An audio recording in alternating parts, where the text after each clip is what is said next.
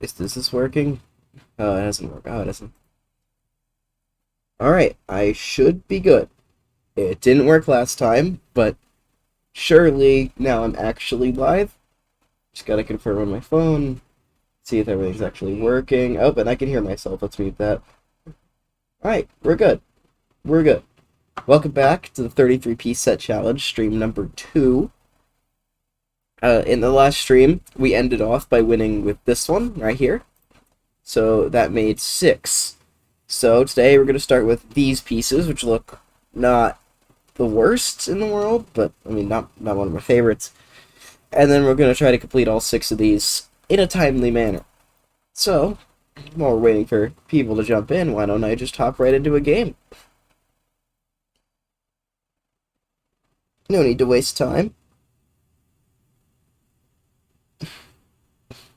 No, I have no idea who that is.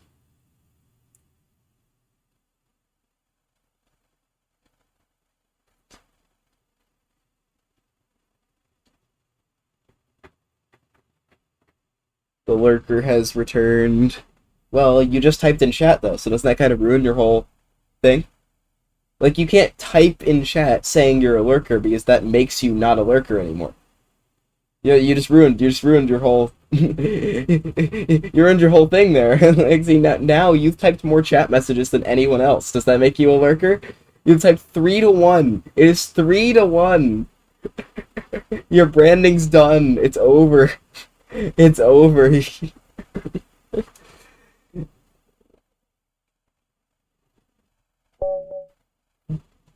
Alright. You get these always throw me off. Oh, now it's 4-1. Wow, man, what a lurker you are. What an extreme lurker. Anyways, we're gonna get... What in the world is... Huh? I have never seen this move order in my life. Doesn't help that I've never used these pieces before, but I mean, I should just... Can we transpose and do a 4 pawns attack? Yes, castle. Castle. It's a natural move. It's probably the best move. Come on, let me transpose. No, I hate everything. Okay, now are you gonna... You got a castle. Okay, okay. Now we've kinda transposed. If we get this, castles, takes... What is b5? This guy is playing so weird. I've never seen these responses before to my 4 pawns attack. He's just playing in such a weird way.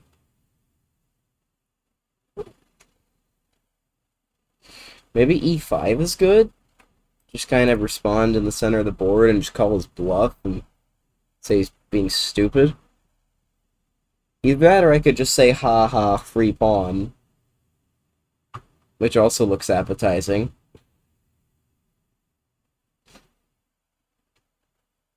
What doesn't look appetizing is taking with the knight and losing this. I could, like, do this and then take the pawn. I think e5's a pretty good move, actually. And at b4, obviously, this is just a losing trade. He loses 2 pieces.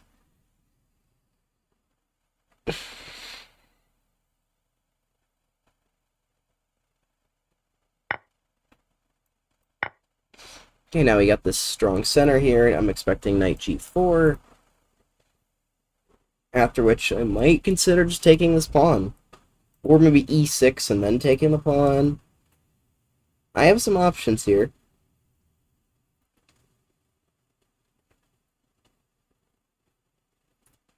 Castling would be a bit of a cold-blooded move to play, but it might be good.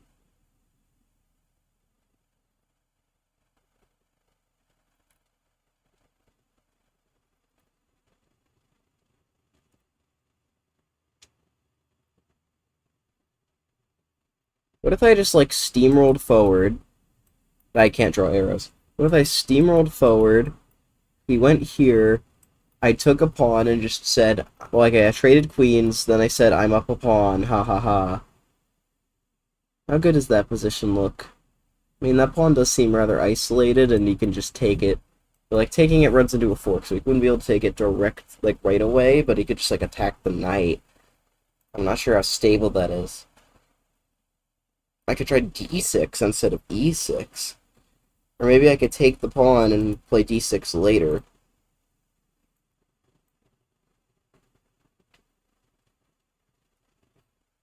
I also do kind of like castling first. But then that might open the door to b4. Not sure if I want to allow that. Okay, what if I take the pawn first?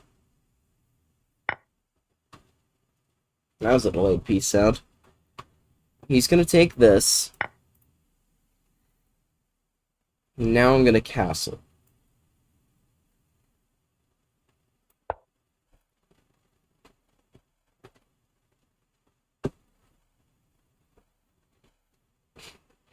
I'd have a whole lot more faith in myself if, I wasn't playing with these weird pieces. They're not so bad. But when it's not what when it's not what you're used to, it's just not the same.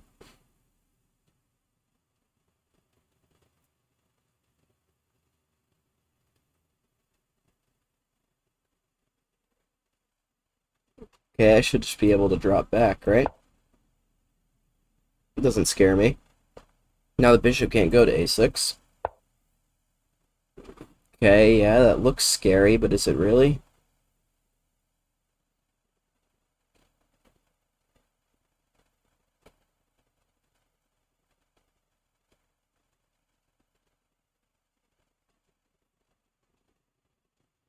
What about h3 here? That knight's kind of stuck. They could force like an exchange.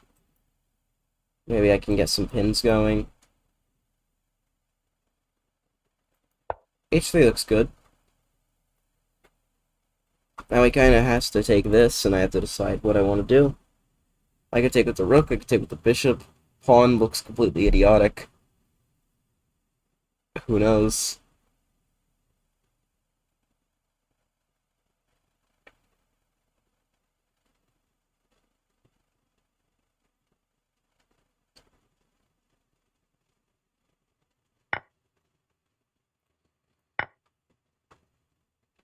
Then he drops back here, and I probably just drop back to e2 and say that this transformation is good for me.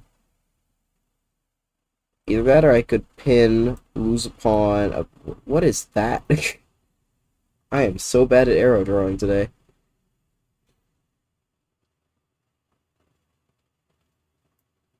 Yeah, I could drop back to e2. b3 looks interesting.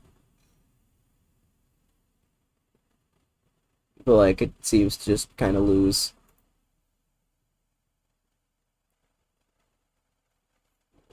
Alright. So yeah, let's just drop back, play it patiently. His knight doesn't have a lot of forward movement, and by that I say it literally doesn't have any forward movement. Okay, so he really wants my c-pawn. Question is it that big of a deal? What if I just, like, try to start an attack? I mean, it's the 4 pawns attack. I mean, of course I want to start an attack.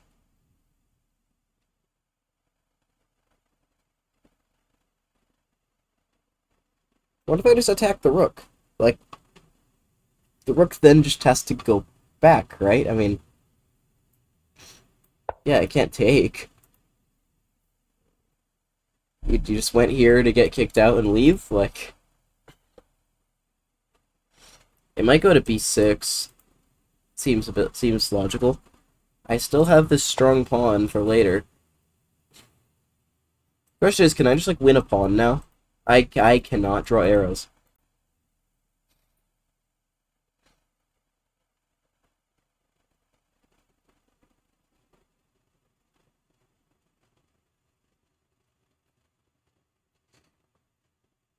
I mean, I could go for the pawn.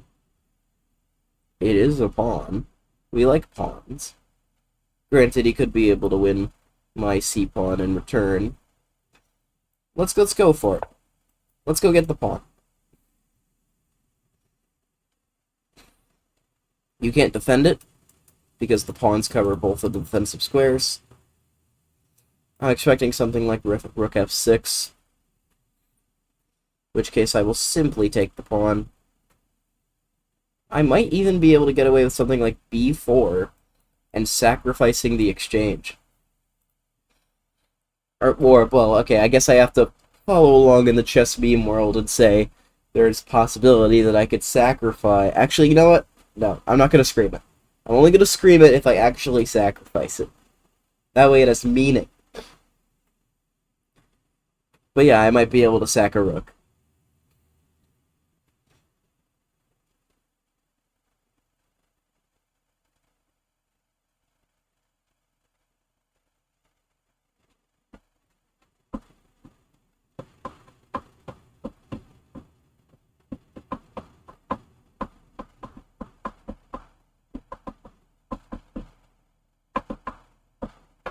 There's rook f6. Like what I expected. Now I'll take the free pawn. That pin didn't scare me because I thought it was just simple. He played that really quickly. Should I be scared of something here? I mean, I guess he's trying to take on b2. I mean, rook b1 just seems really strong there. It just seems like I have an attack brewing. Or even bishop d4. I would take back with the bishop in that case. He can't take anything. He'd have to go back. And I have some pressure.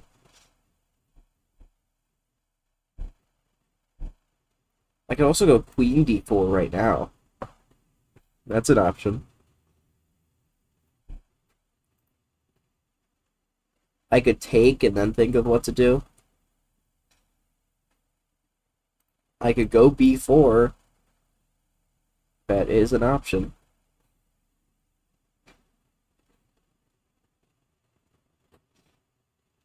And then I just have to calculate all the ways my rook could be sacrificed.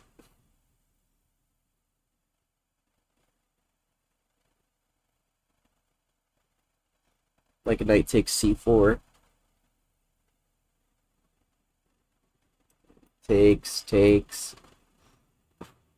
Bishop e3 lining up a cannon, which he actually can't really stop. So that might work. I am in the mood to sacrifice a rook. Why not?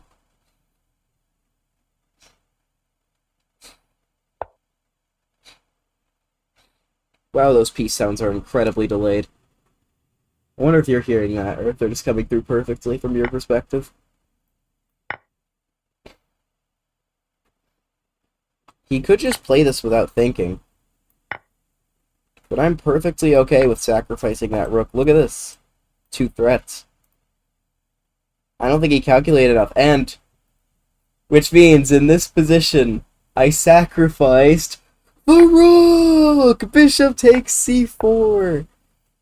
And bishop e3, lining up a discovered attack and an attack on the bishop. Well, I mean, of course it wouldn't work as the bishop was hanging. But you get what I mean. Now I might be able to just go to the endgame here.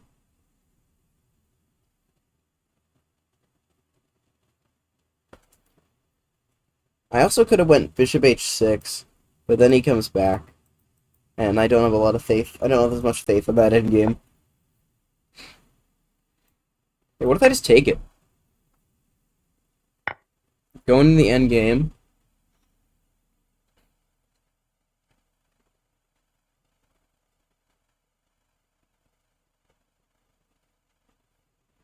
Do I want to take with the knight? I do want to end up with the bishop pair, I think. And then we take the pawn. We officially have a knight and a pawn for a rook. And we have 2 outside passed pawns, which can be very well protected. We definitely have winning chances here. I don't think we're worse, at least. I think this endgame is actually pretty good for white, according to my evaluation of this position. e6. Doesn't that just remove my weakness? That also opens this rook. Everything's double-edged.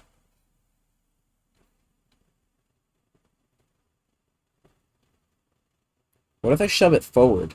and then defend it with like bishop c5. That looks really good.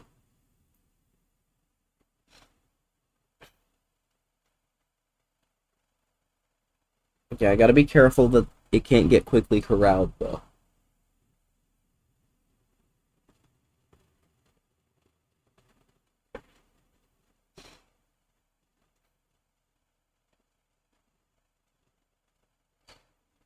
Like, if he just, like, attacks it with his rook and bishop, how do I defend it?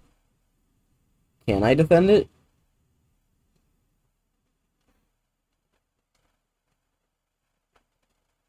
It might be better to just take it.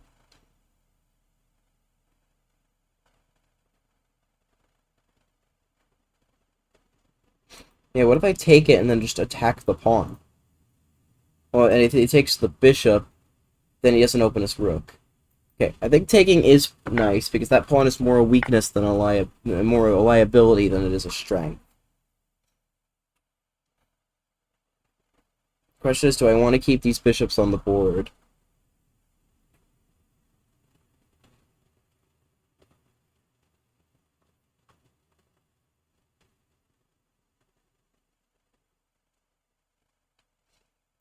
I think I'm okay with the trade.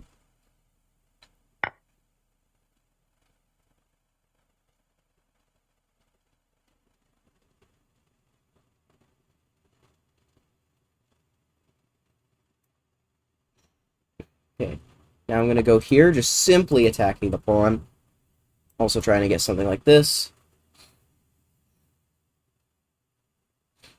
Nothing like this works yet. My pawns can be defended. It's kind of what I expected.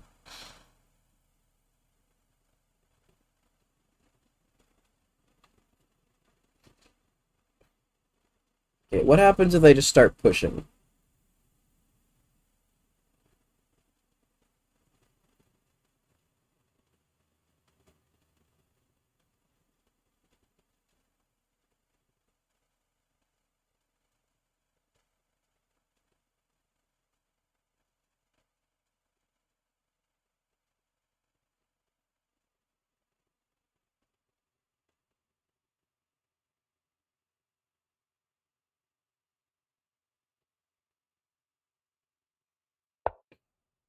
Okay, let's start with b5. We're just going to start pushing the pawns.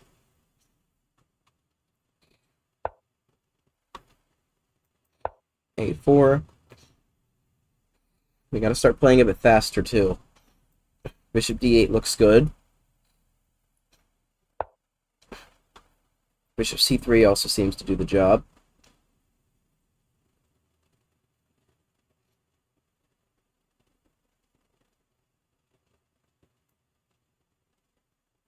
Let's start bringing the king.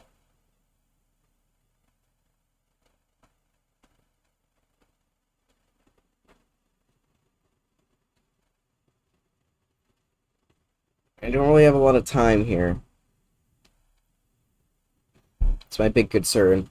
If this is a classical game, I'd have faith I could at least draw this, but I feel like there's losing chances present just by the fact of time.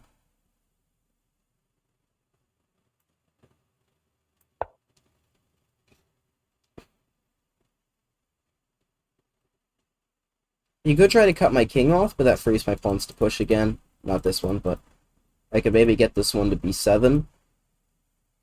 Is that a good or bad thing, though?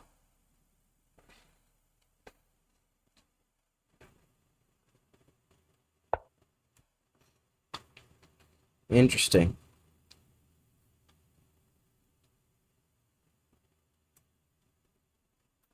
Again, I'm just bringing the king.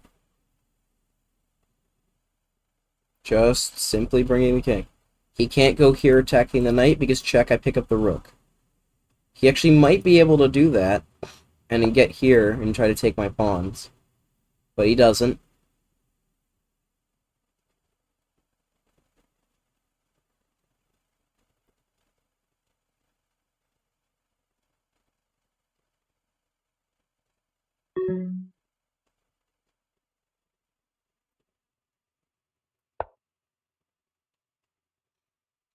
If you pin me, I can go here. And I'm fine. At least I think I'm fine. I should be fine.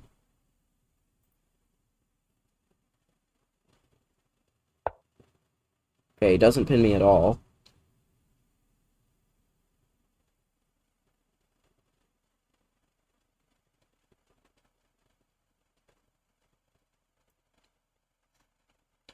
It still doesn't work.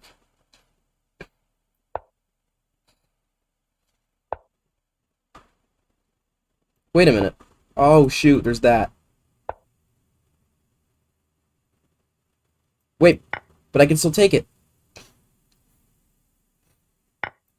Fork.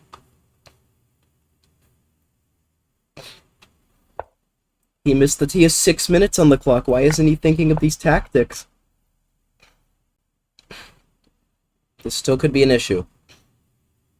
Okay, let's attack the bishop. He can't take my pawns yet.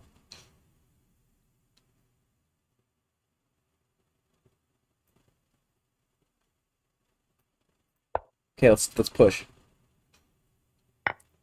He's going to win my pawns.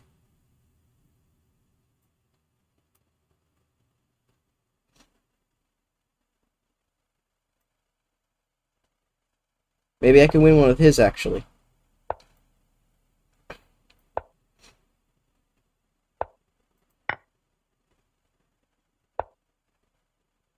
Oh, wow, interesting.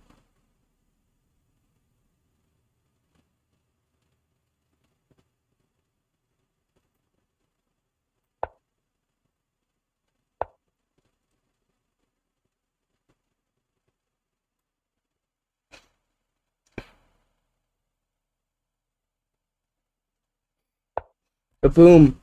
I don't have to worry about my knight getting taken.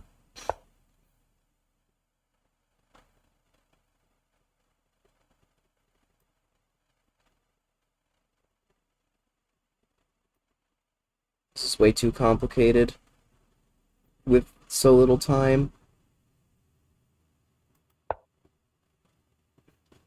I just gotta try to push.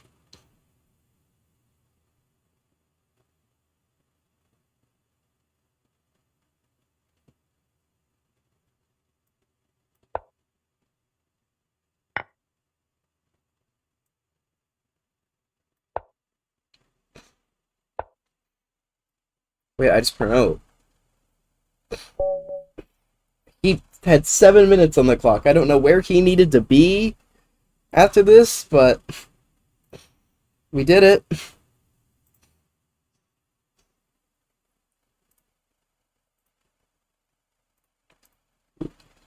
That was a weird game. But whew.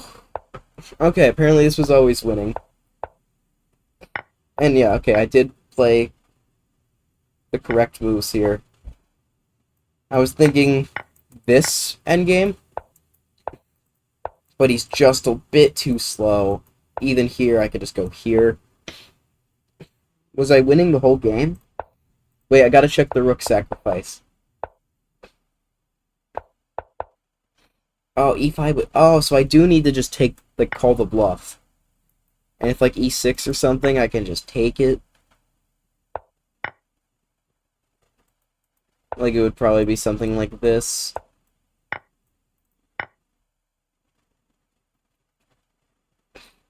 Very weird move. I went here and then took like this, which isn't a horrible way to play. Okay. This apparently is a horrible... Oh, bishop d4 check, and then he can take the rook. That rook actually gets sacrificed a lot of the time in this opening. Usually it's good for white. I guess in this situation it was not. Yeah, and actually he was supposed to sacrifice the rook. So yeah, a lot of rook sacrifices. He goes back, knight a4, I do collect the pawn. And then b4 was the best move because here, knight takes c4. Oh, I was supposed to take with the bishop. Okay, never mind. Stockfish hates my rook sacrifice. Because of this, he wasn't supposed to trade into this endgame. But once we got, okay, I'm an idiot. But once we got into this endgame, the conversion, never mind, no conversion. That was a terrible move. I need to just start pushing. Okay, apparently this whole endgame, I just played like a complete and total idiot until I had my chance. You needed to play Rook A8 here. It was your only move. Then I would just, I'd have to like slowly advance. Like you can't do that because pawn gets taken, so yeah, it's kind of hard for black to move a little bit. E5 is a good move. Okay, yeah, that might have fizzled out the game.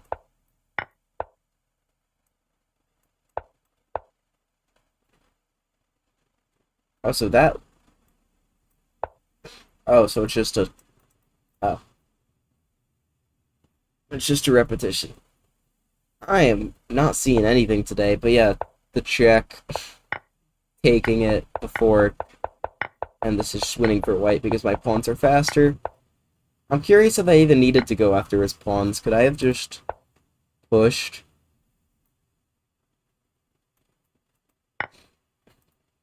A6. Yeah, I could have just pushed.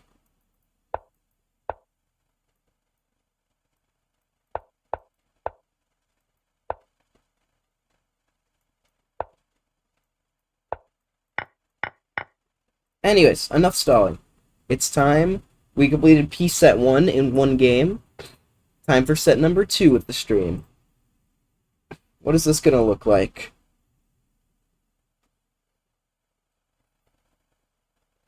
Let's try to go 6 or 6. If we just win all 6 games, I don't have to stream for 5 hours, and we're good. That would be awesome.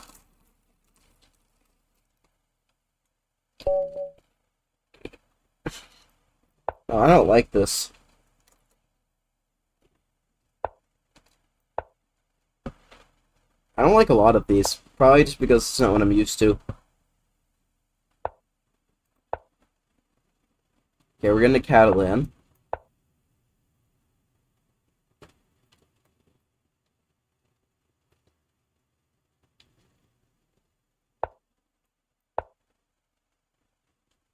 Okay, typical mainline stuff.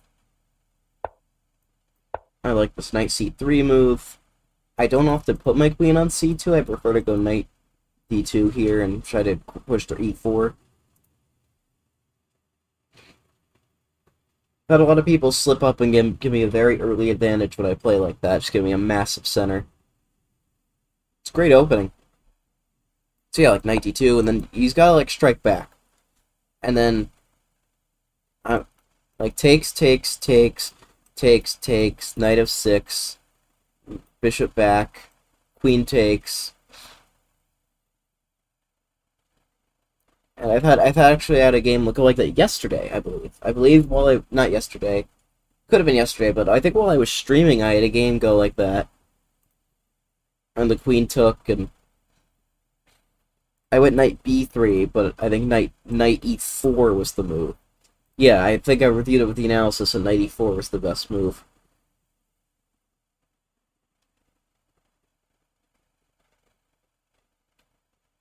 And then, like, after the trade, and like, white's just slightly better there.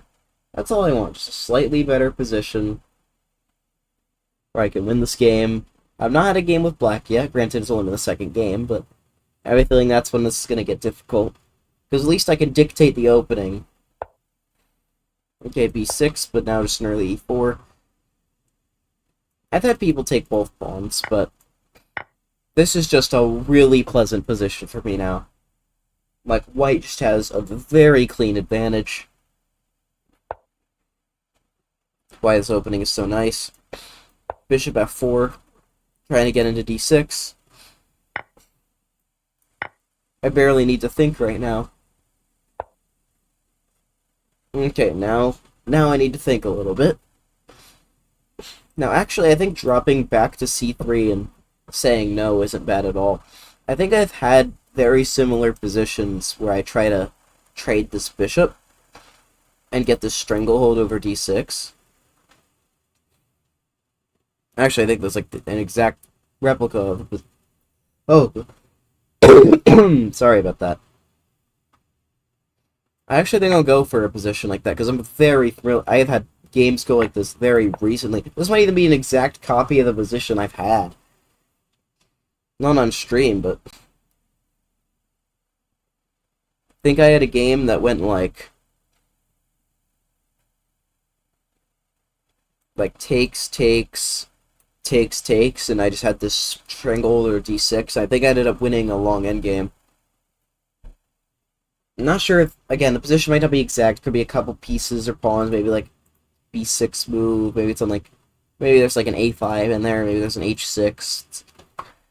Although I swear I've had this exact same position before through 14 moves, which would be crazy. Also, sorry if I sound unenergetic.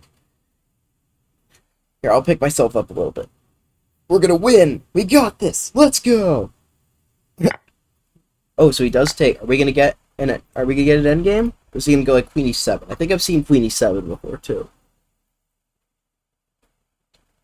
In which case, I could go Queen A4, Queen C7. Again, I think we're following the beaten path. Because now I shoved my queen into D6. Again, I have not need to think at all. I'm pretty sure this is almost exactly followed a game I've played before where I won.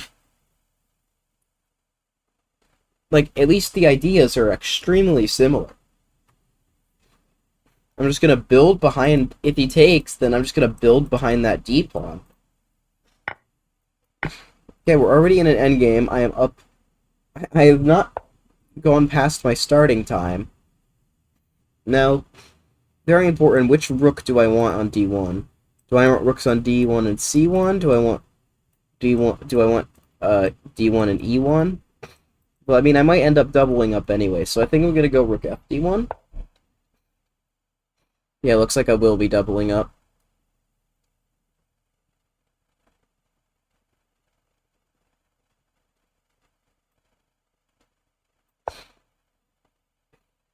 He's doubling up, so I'll double up, and it's actually incredibly difficult to win this pawn, because it's not a dark square bishop. If it was a dark square bishop, it'd be incredibly easy to win that pawn. Oh, he thinks a bishop trade is going to help him. Okay.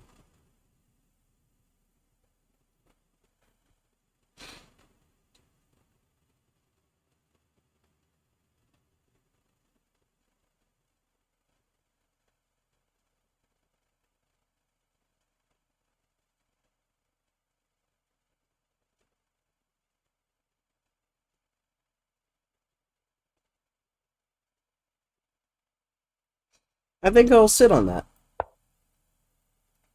You want to trade bishops? Do it. Get my king closer. For the endgame. He did that quickly. Once again, maybe I'll play f4 and just not allow him to get this easily. And if I could just walk my king up, break with maybe f5, his rooks are going to be paralyzed behind that pawn. And that seems like a big commitment.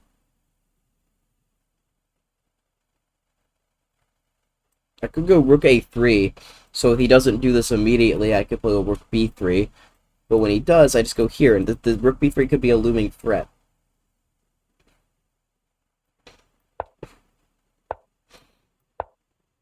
Okay. The stage has been set. f6 on the board.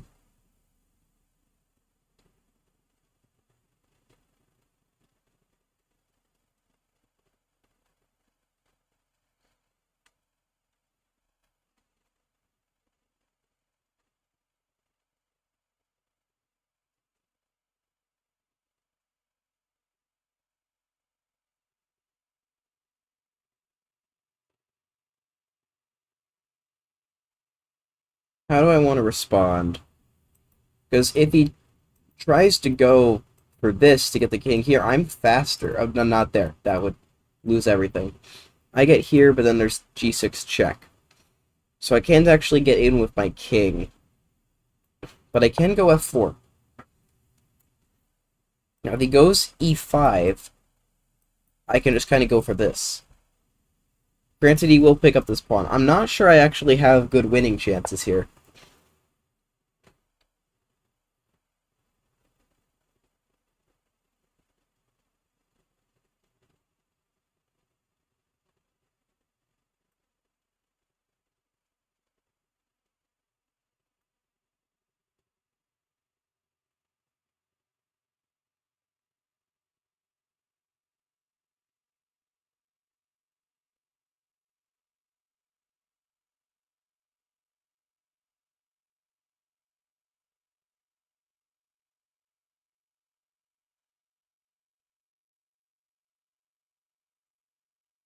Okay, let's just keep bringing. I think I'm just in time with the counterplay here, so I won't go down a pawn.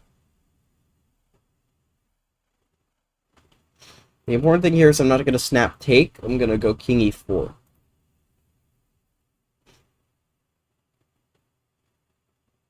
And if you try to go here, I actually have f5 check. And the king is geometrically boxed out from helping with the pawn. I'm not sure how I win from there, but it would be a good start.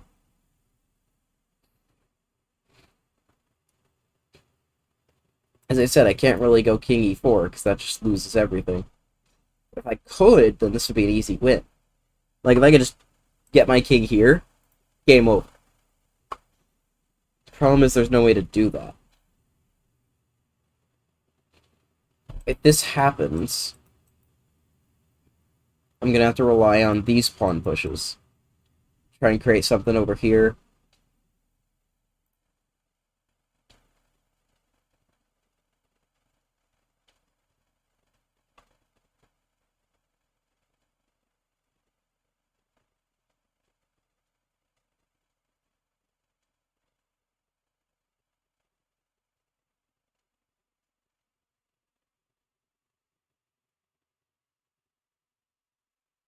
I can envision a possible scenario where I basically play a king and pawn in game with permanent Zugzwang ideas, because I can just shuffle the rooks, but he can't.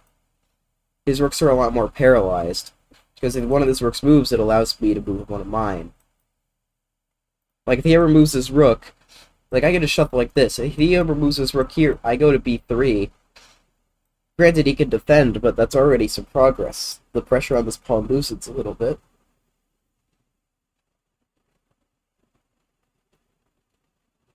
Then maybe I can even go to b5 and go b4.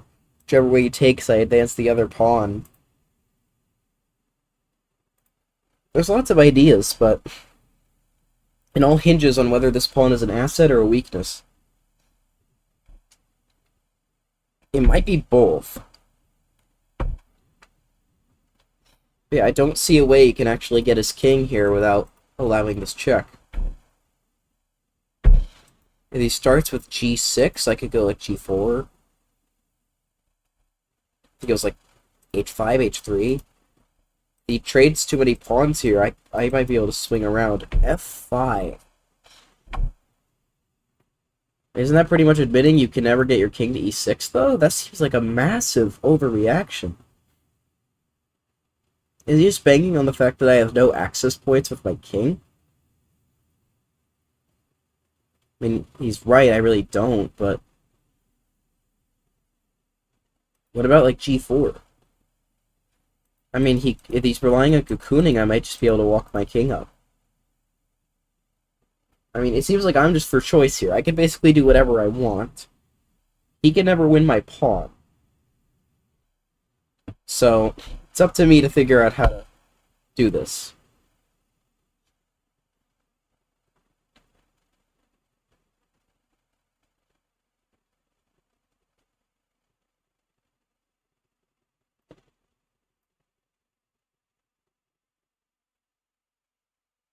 I guess we can start with this. Let's try to build up. I'm expecting maybe this in response. Maybe a big trade. And again, if my king gets this opening, I could always waste moves with my rook. If he does the same, I get this pressure I was talking about. I can play on both sides of the board.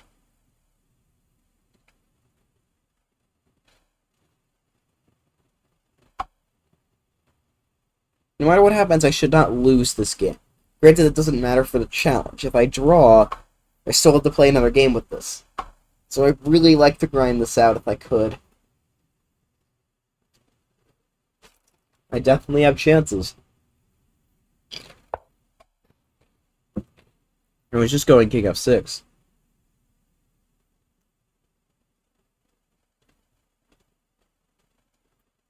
Was his idea just to, like, go here, but with the king defending the pawn?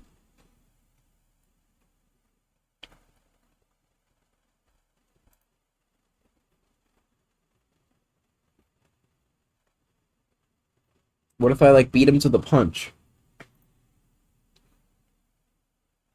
And what if I go G4? I beat him to it. I don't think he can go here yet. I think it's a bit too fast. He agrees.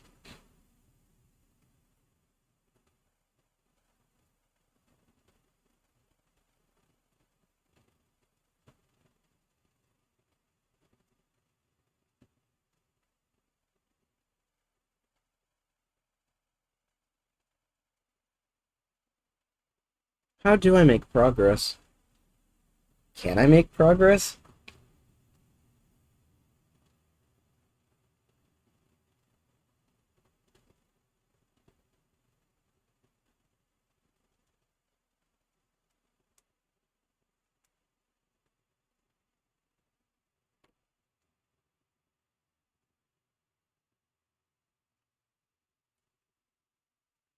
Only thing I can think of that's left is H4. Okay, well, I gotta exhaust all my options. If I can land this check, if he just explodes everything, maybe I could create something. If he doesn't, G5 check, boxing out this king is probably my best chance of just paralyzing him. But even if I paralyze him, oh, he takes. Now that's a move I didn't expect. He's relying on just cocooning himself, but does it work?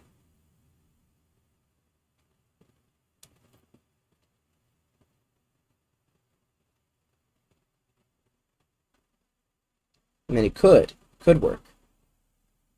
It also could not.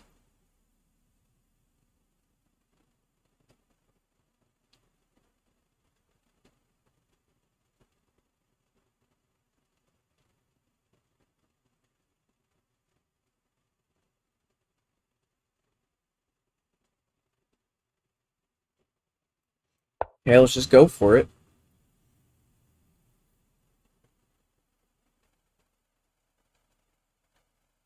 I mean, I gotta try everything.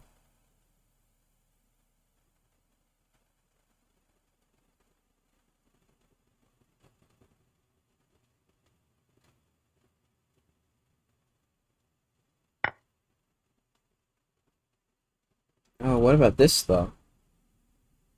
Oh, I didn't consider him just trying to take my pawn.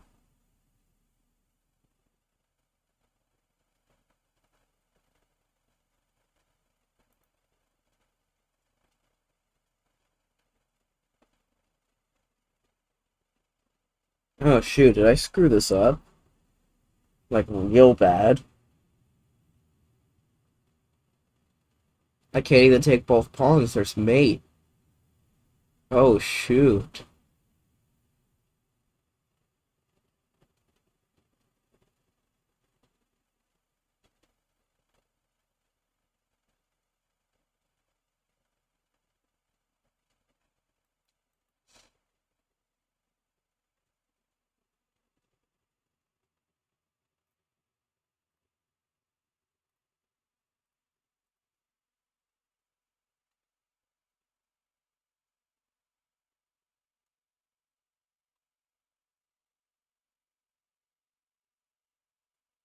Well, these are permanent weaknesses now. What if I just went back?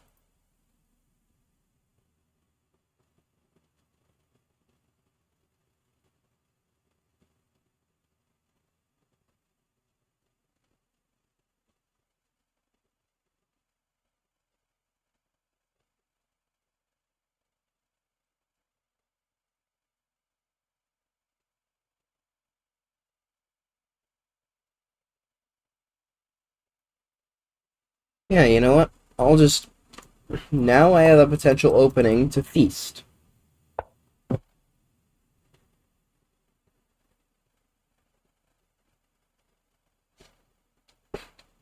Gosh, he's so precise, though.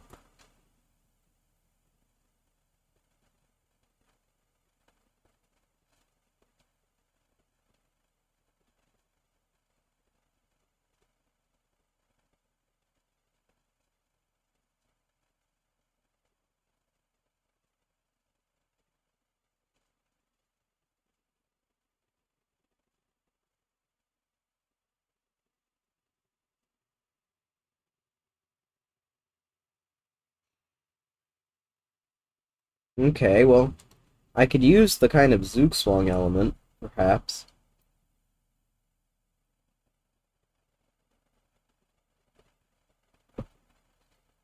Gosh, I'm kind of lost.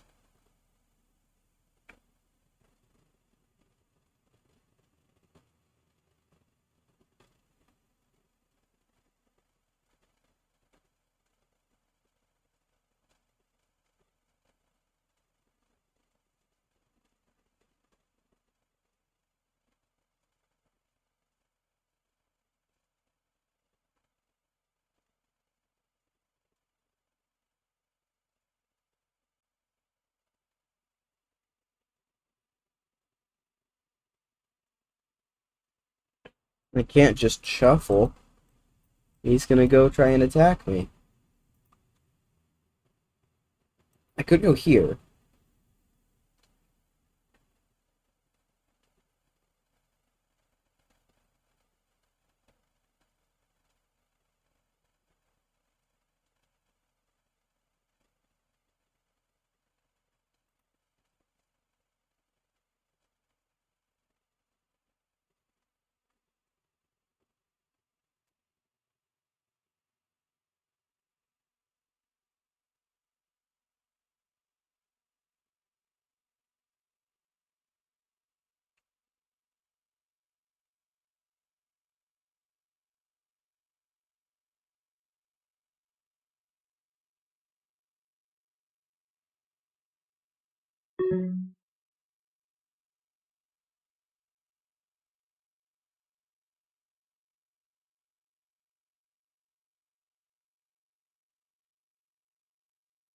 I'll try this.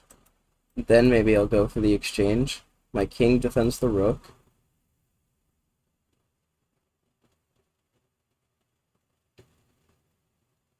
But he can't do anything else. At least I don't think he can do anything else.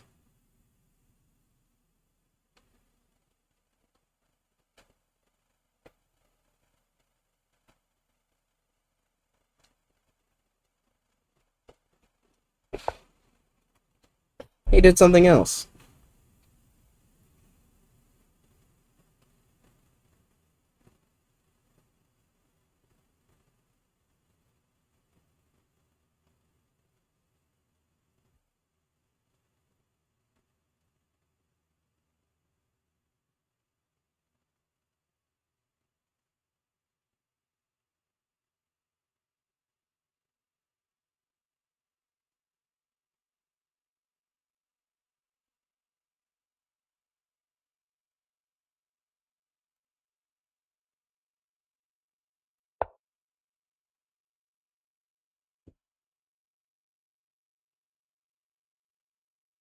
Trying to look for something, anything to avoid losing this game. Which I was pushing for a win for forever. And now that's self-destructed. H5 was just awful.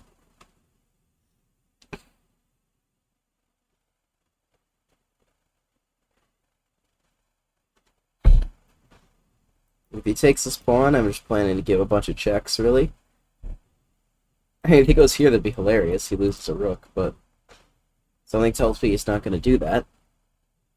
I mean, honestly, I don't think taking that pawn is even a good move.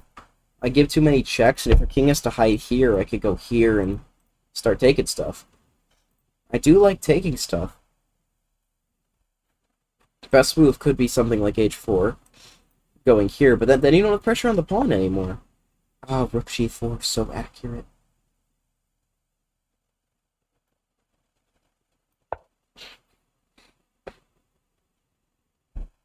Oh wait, that's just stupid. Why did I play that? Why did I play that? I'm such an idiot.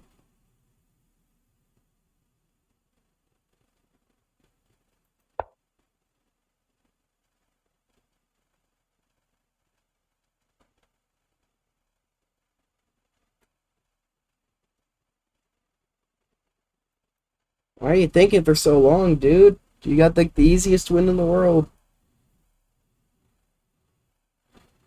You just have to take the rook and then go win.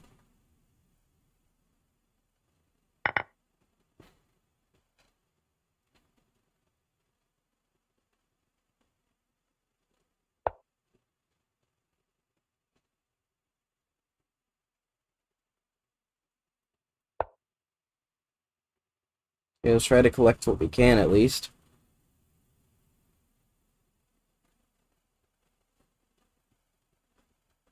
I don't think he can defend every pawn, but he doesn't have to.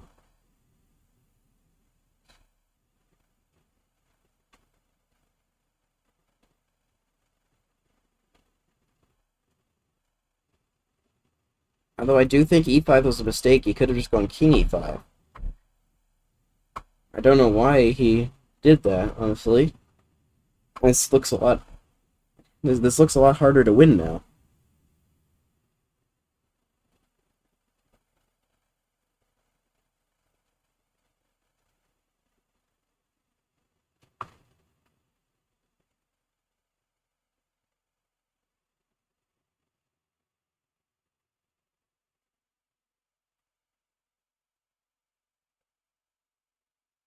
He's getting low on time. Maybe we can save this. I know I'm getting a little too optimistic, but e5 seems like a horrible decision. I don't think he can stop himself from losing something.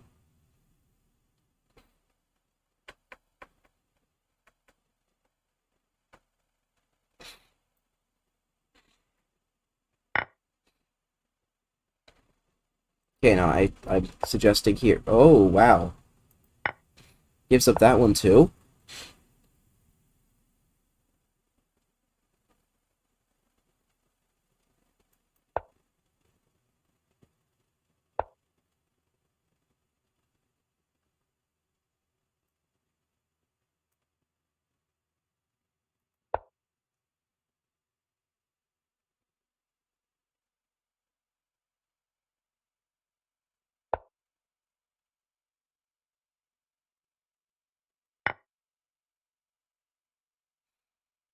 He's getting closer and closer to savable territory. I still think it's winning for black right now, though.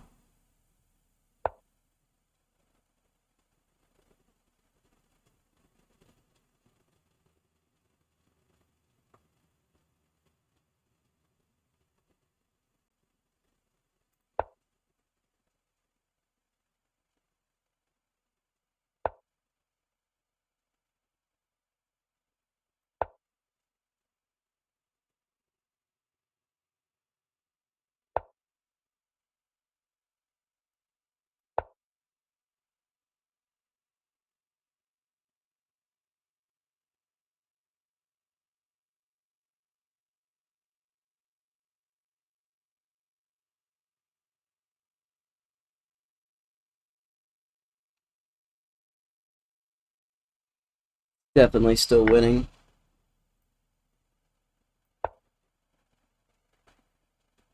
All he has to do is not get checkmated. Looks pretty easy to not get checkmated. Gotta move your rook and give a check.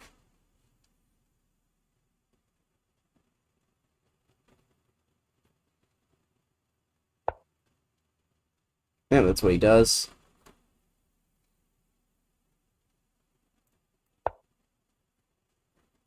Still gotta force him to give that check, because I think me bringing my king back is very useful. And he can't win this pawn as easily.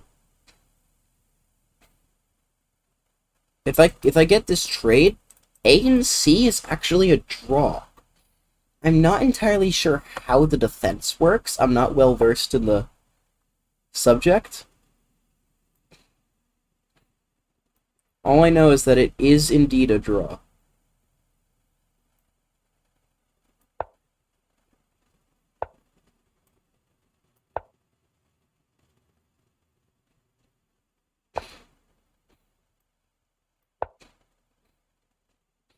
Gotta be careful not to go here. That's mate. Ah, shoot, I've got myself in a... I ruined any saving chances I have. Well, whatever chance I may have had is gone.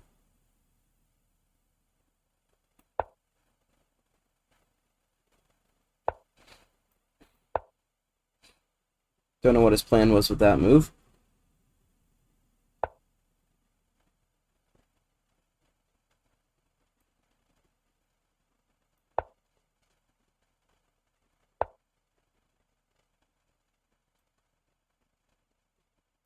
Doesn't he have to... Wait, what is he doing? What are you doing? What are you doing, dude? You're gonna lose the pawn. Okay, no, he does the right thing. But how does he ever push anything? I don't know, that's how he does it.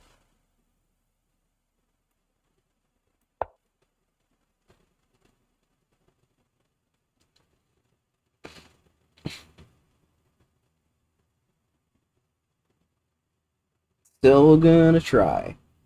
Gonna try and play defense. Gonna try to not let the king in.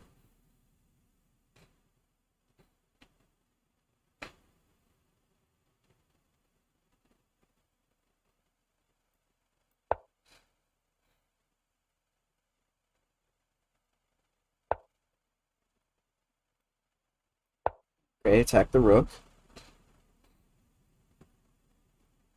This is a trap.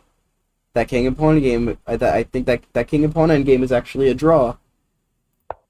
Oh my god. This is just a draw, right?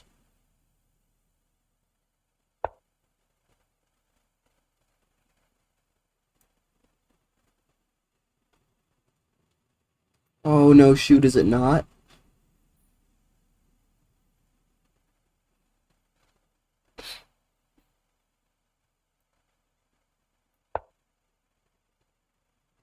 It could be. Wait, I think it is.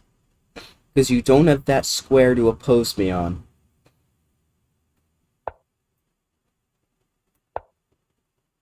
Yeah, it's a draw. It's a draw. It's a draw. I didn't lose the game. I managed to not lose the game.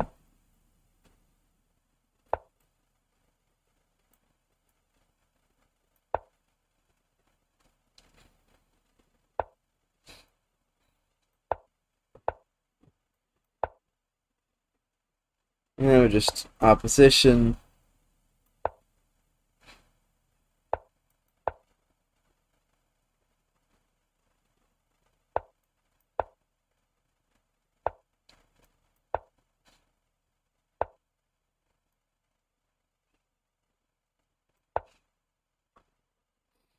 This is just an easy theoretical endgame.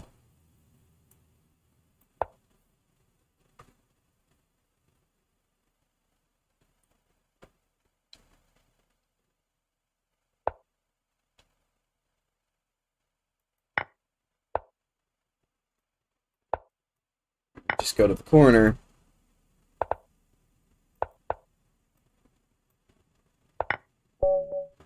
And we saved the game.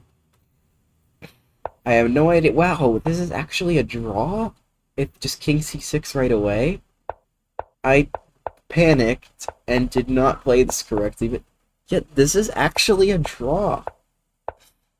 Unbelievable. This endgame is a draw. Yeah, and I do the correct stuff. Yeah, that's. But I do want to test. Let's go super bias white.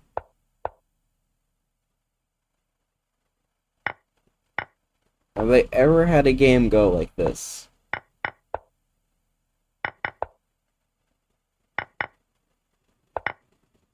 So it must not have been the exact variation.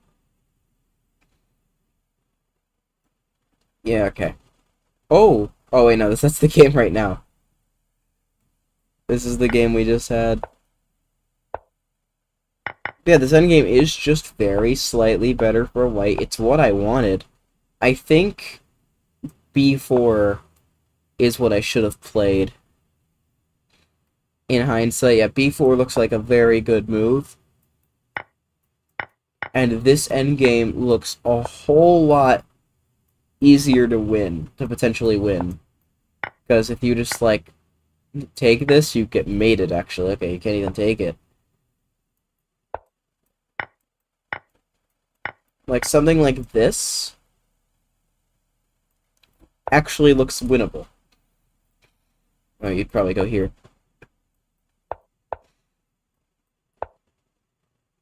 But yeah, just, slightly better rook endgame. That's all I could ask for, really. But I went here. Was it better to take the... I think pretty much anything's a draw here. Yeah, I got what I wanted. And then, like, F5 surprised me, but it is the top engine move. Wow. I was thinking he was gonna go here. My plan was actually just to go King E4. Because if this happened, I would just have a stranglehold.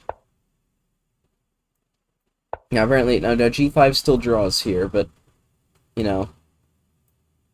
there's always stuff I can do. Like, H4. And, like, this looks like a dead position, but there's ways to poke and prod. I mean, is there actually ways to poke and prod here?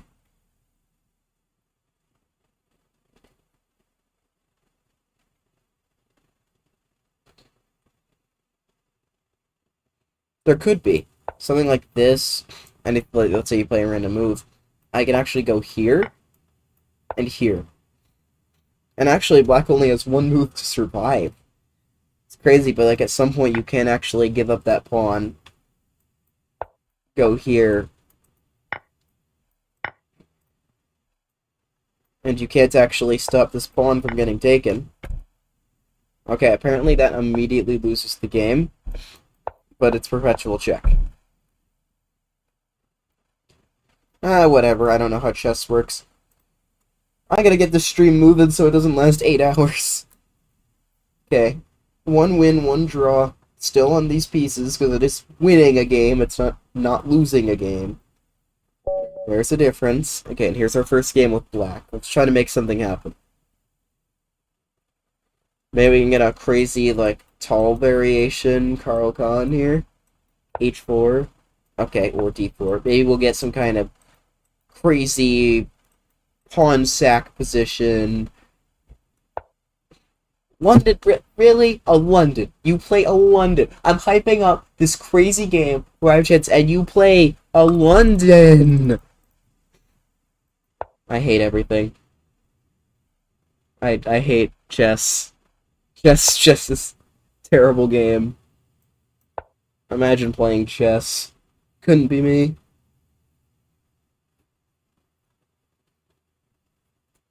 So upset. I wanted an attacking game, and my opponent's just like, nope, you don't get an attacking game. I'm going to bore you to death. Maybe I can make it an attacking game. Okay, how can I make it an attacking game? Like, castle queenside, when I just pushed all my pawns?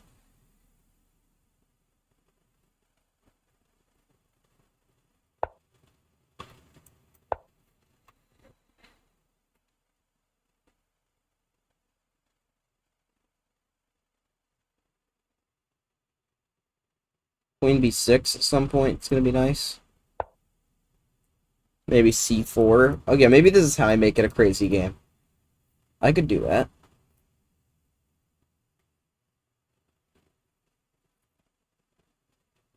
Yeah, crazy game time. See, you're not just gonna London me to death. Like, I guess this is really how you beat me. You curl up into a ball and just, like, you outpatience you because I'm just all you have to do is just wave a red flag at me, and I'm coming forward. You can just bait me into so many attacks because it's fun. Whether you survive the attack is something different, but this is how I play. Like, if you know that's how I play, playing a London might not be a bad thing at all. Just kind of saying, come here. Come here, you want to win so badly, you gotta take some risk. And I'm willing to take that risk.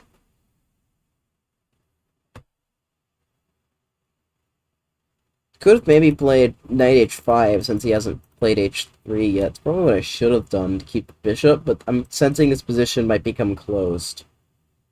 And with this closed structure, the knights will actually be able to maneuver a bit better. String will hold over e4 there. Oh wow, he doesn't want the trade.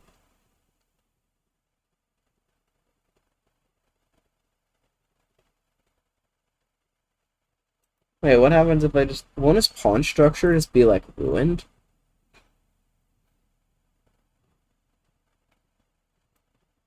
I'm down to ruin his pawn structure. I like ruining pawn structures.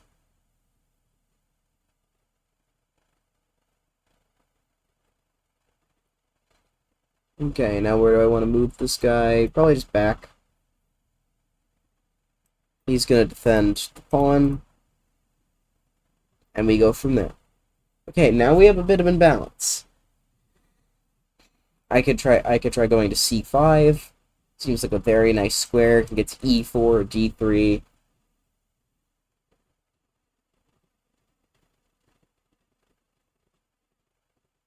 I mean, knight f3 is pretty much force or not. I really thought that was forced. I thought you couldn't do anything else. Well, pardon me, I guess.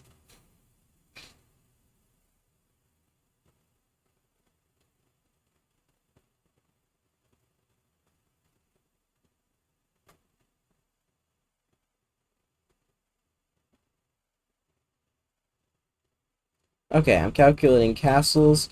Bishop h6 here. He wins my rook. I get the pawn. He moves his queen somewhere. I take the rook back. Yes, I'm thinking of sacrificing a second rook this stream. I like sacrificing things, okay? And I'll get to scream the rook again. And plus, I think my knights are super strong.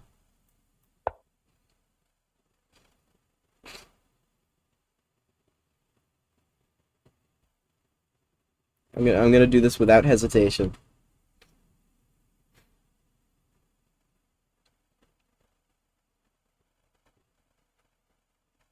He's going for it. He's like, why is this moron allowing me to do this? It's because I'm gonna sacrifice the rook. Because these knights are about to be menaces.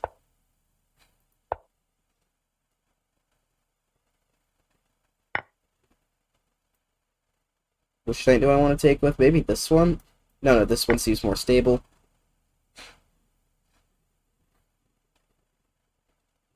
Now he moves the queen somewhere. Even if he attacks, the knight is defended. I take back.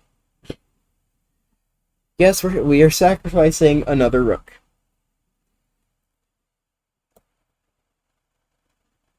We have these beautiful bishops. Okay. We have a knight and a pawn once again, just like last time. Now, he's a bit underdeveloped, so that's what I'm going to count on.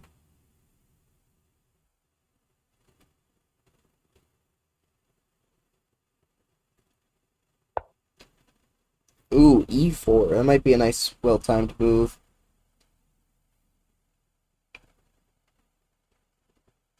He's still just not developing his pieces, though. Wonder if I can exploit that. How can I exploit the fact that he hasn't developed as many pieces? I am down material. I do need to act fast, as much as I like sacrificing rooks. You know, it comes with risk. You know, I was talking about risk earlier at the start of this game. Well, he got me to take some. You can't keep me down for long. I'm gonna do something reckless.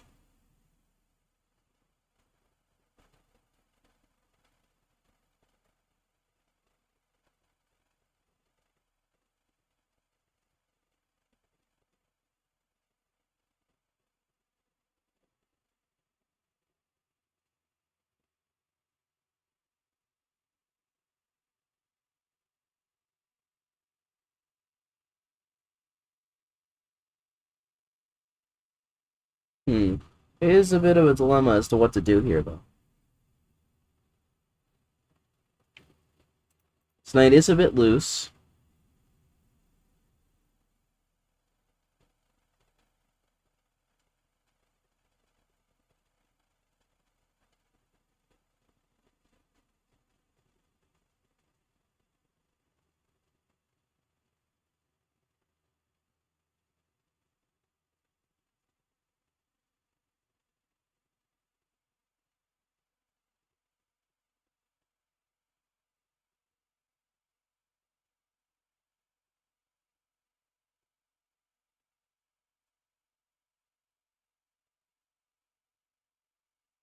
Queen c5 looks appetizing. Uh, are we good? Are are we okay? Is the stream okay? Okay, looks like the stream's okay. OBS actually didn't respond for a moment. I was worried the stream died. Momentary college internet outage right there.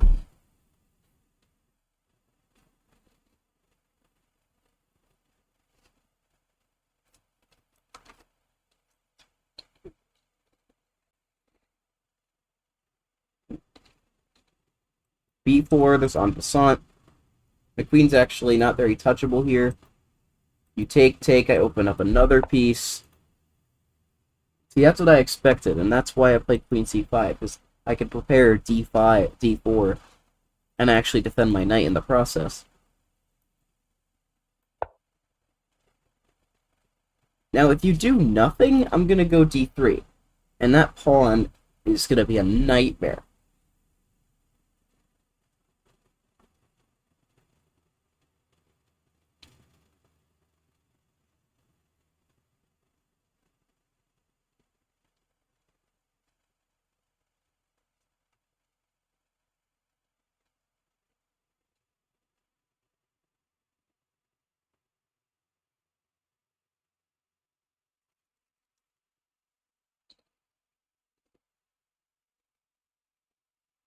I don't think he wants to allow d3. If he takes, he could just go here to stop my fork threat and pile on pressure on that pawn. But then that gets his king into the open. Interesting, he does castle. He doesn't care about d3. Or maybe it was just his best option to allow it. Well, gotta take what I can get.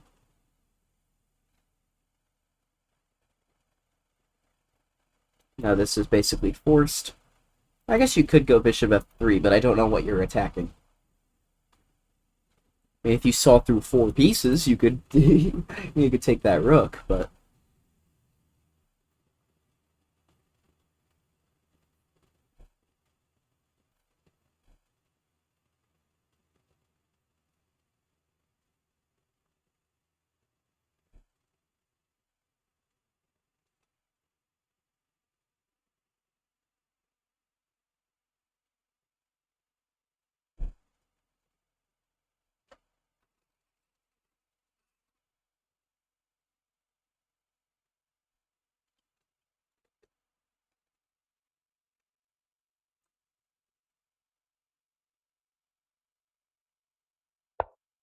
there's bishop d1.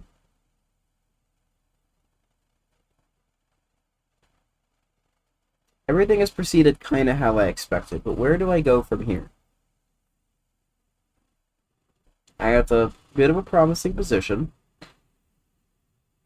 How do I take it to the next level?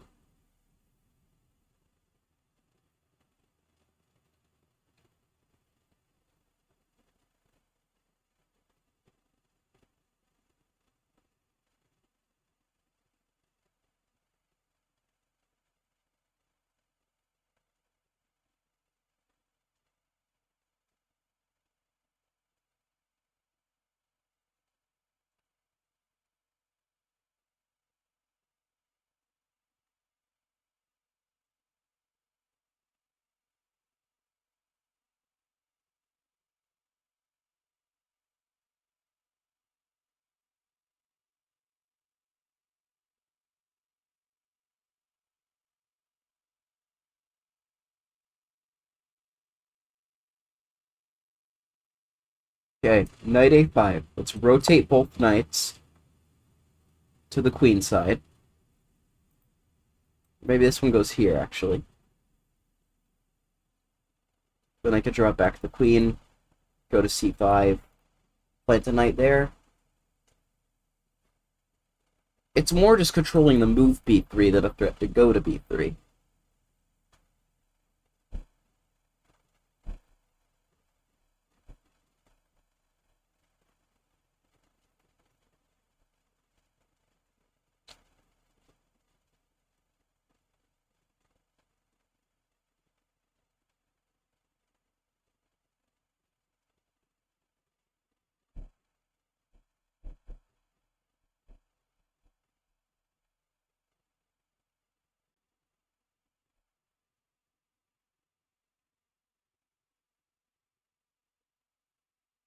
Now maybe I can even get this bishop into the game. This terrible bishop. Maybe he won't be so terrible. I can get my second rook. Well, the only rook that's left after I sacrificed one of them.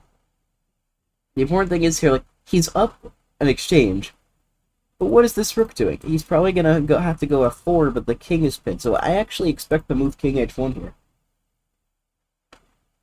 Seems like the natural next step for him. He wants to get that rook activated, or else I just have more pieces out.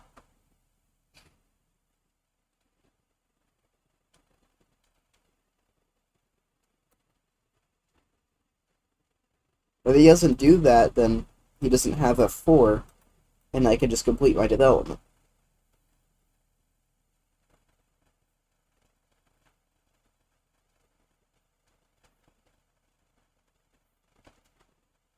Maybe I actually shouldn't have worried about b3, because I can just take back. Well, I mean, the pawn's just weak, though. I mean, I couldn't exactly just not worry about it. And now I'm thinking maybe rook b8, b5 is my next course of action. Whoa! Okay, en passant is forced. That's essentially just like playing b3. Okay, I think I see the point. Doesn't mean I still don't think it's good for me. Okay, now... My god, my potato chips are getting stuck in my throat. Okay, we've gotten everything we wanted. Attacking the bishop. You go here, I'm more than willing to do this trade. Okay, he does do the trade. Interesting, I didn't think he'd go for something like this. Okay, then he takes the knight. And I'm just in time to get some development in. Just in time.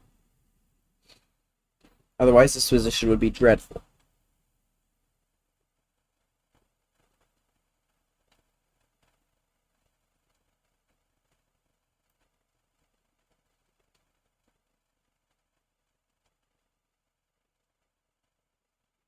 So is rook c3 a problem?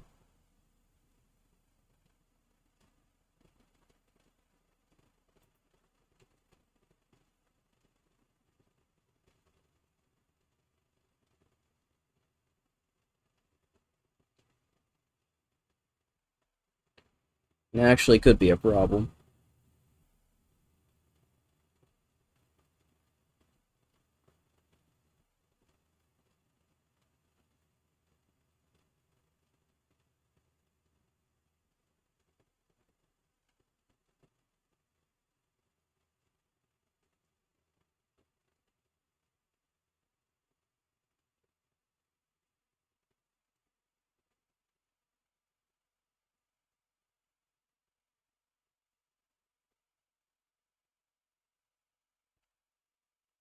Man, like a move too slow to do everything I want to do.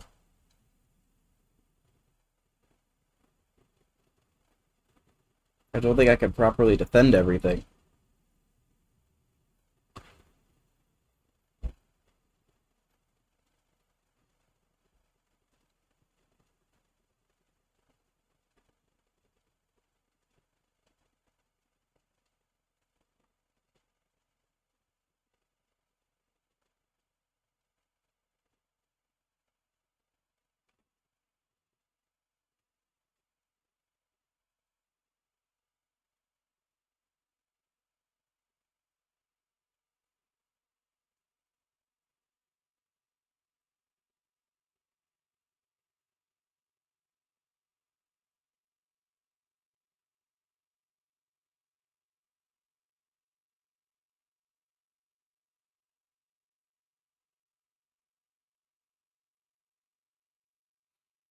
I hate this. So close to me being a genius, but I'm not.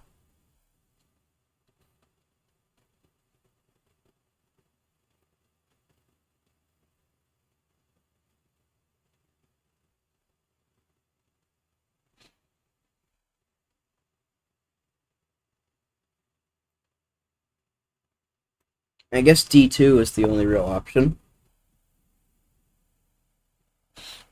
Now this doesn't work because I promote a queen and win, so... I need to accept... Okay, that pawn is falling, right? But if I can get the A pawn in return, there's still hope.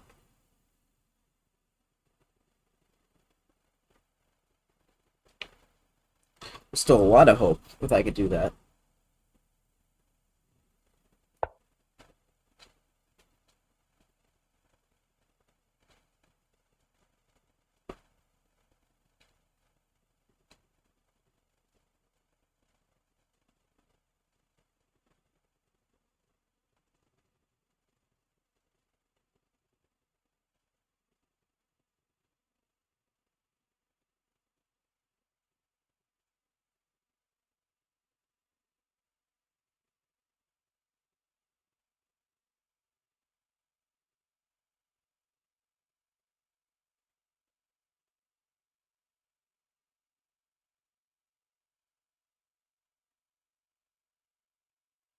Okay, I need to use this time to get developed.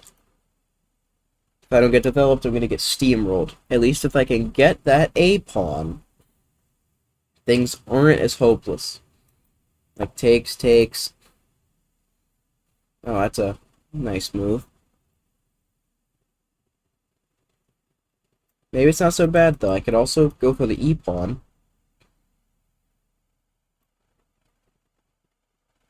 I see the problem.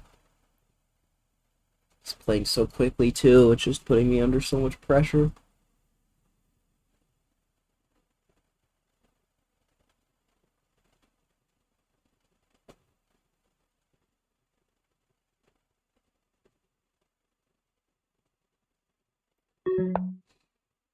Okay.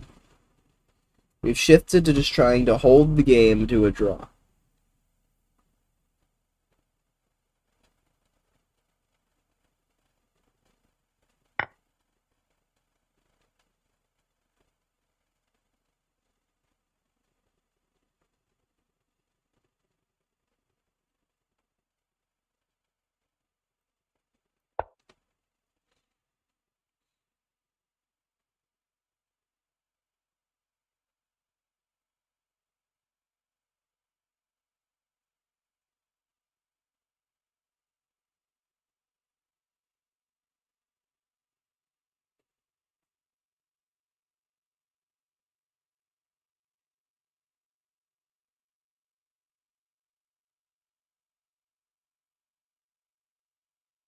Takes this, I can take this pawn, and that's looks decent. Problem is he doesn't have to do that.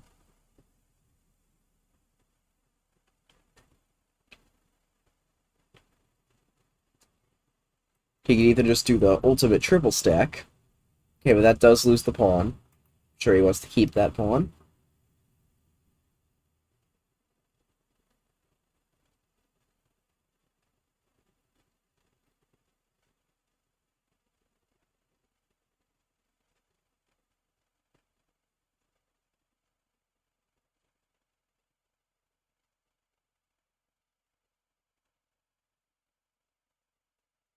What happens if he just, like, pins me? Okay, attacks the queen.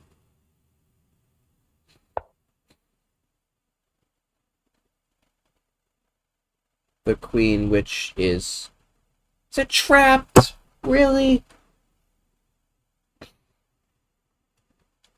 Is it a queen trap? Unbelievable. Just right there, the whole time thinking it was just trapped. I hate chess. I don't want to play it. I don't want to play like 10 more games.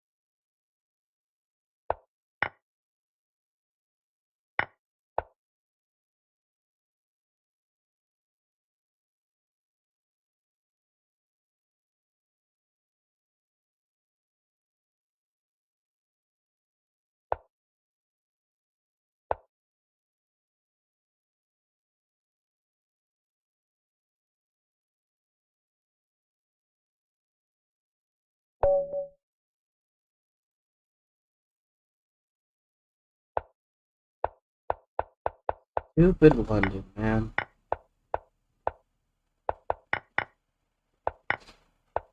Sacking a rook isn't even that bad. Okay, but this, my position was bad the whole game.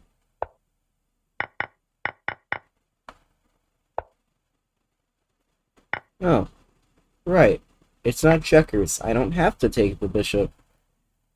I just thought that after I just missed rook c3, honestly. I'm like, well, if this happens, then this, and I play a5, bishop c6, I could...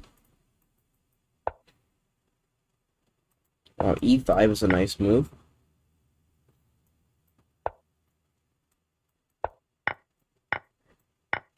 Yeah, most endgames are fine, and then the queen's just trapped. Oh, okay, well, apparently I could have saved it with this. And kept the game going. I should have seen that.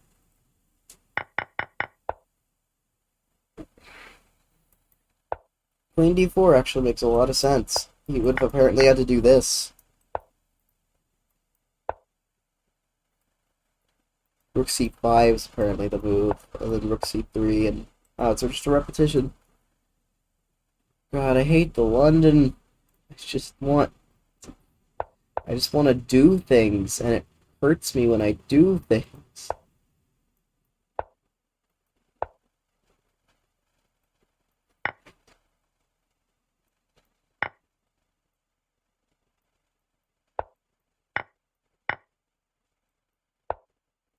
Okay, I'm just... Alright, let's get this next piece set over with. And I'm done with this one, I want something new.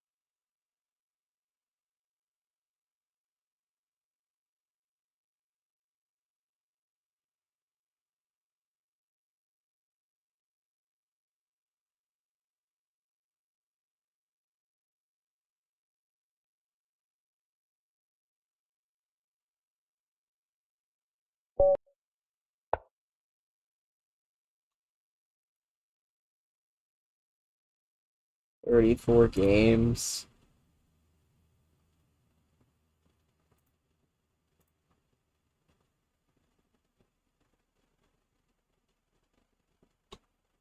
You know what? Fine.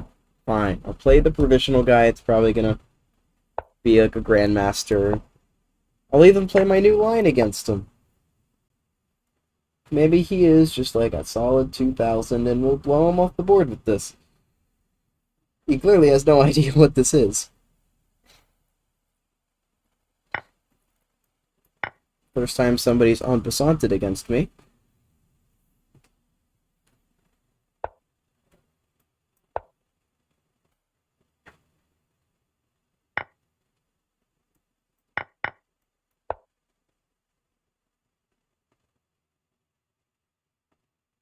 Now king e1. Then g6.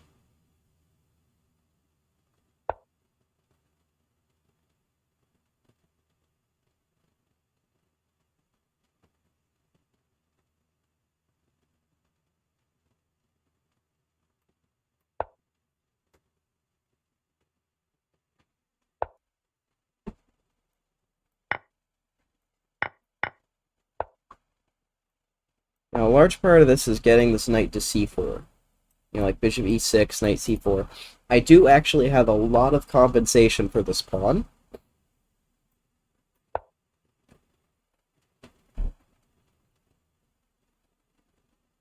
Probably should have just castled first.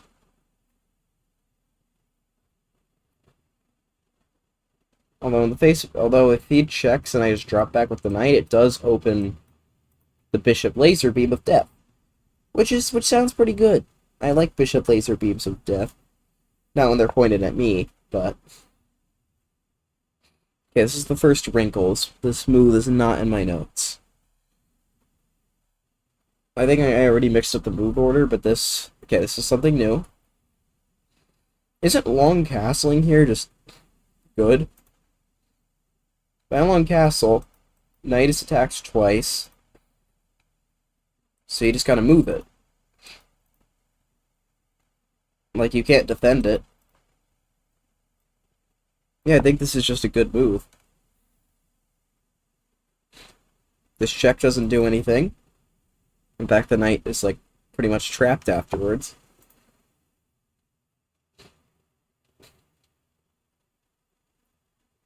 Oh, I'm so tempted to sacrifice a rook or something. Oh, this position just looks like I can sack a rook.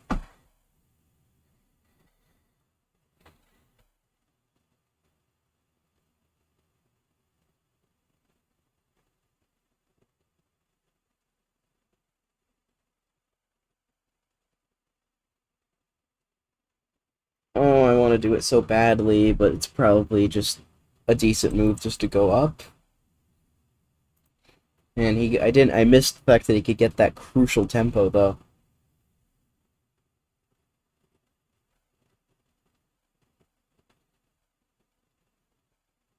That tempo really is important.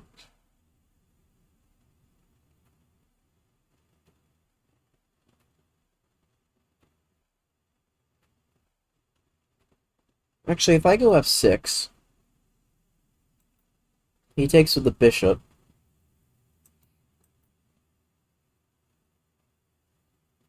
Might still have some shenanigans.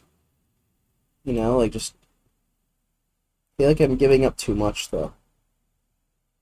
Like at a certain point, it is giving away too much.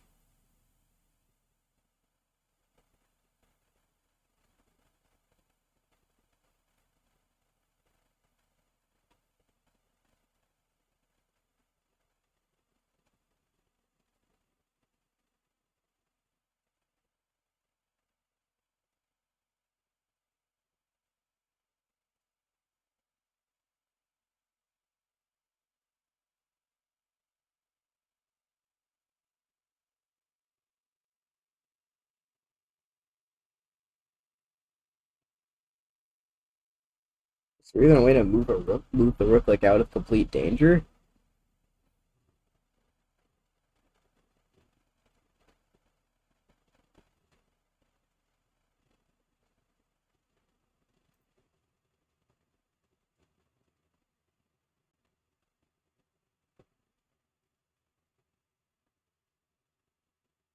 This is tough.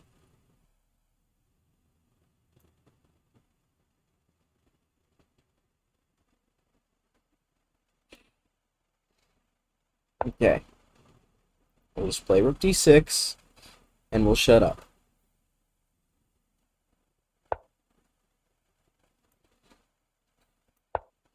Okay, he just gets pieces of the game with check, but I think I'm okay.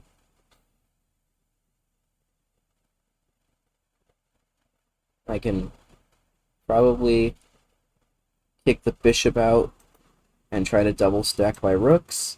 He goes in here, feels a bit weird. Okay, well that move wouldn't work. I'd have to trade, but the trade would open both my bishops again. Again, all I gotta do... The reason this opening works, the compensation of these bishops are so strong, these queenside pawns are nearly impossible to protect, and I think I will win one of them eventually. Like, he's just a little bit behind in development. I'm glad I finally got to test this line in a real game, because it definitely seems like no matter how much you screw up here, which I have, I do still have that compensation just lurking. The nagging pressure of it all.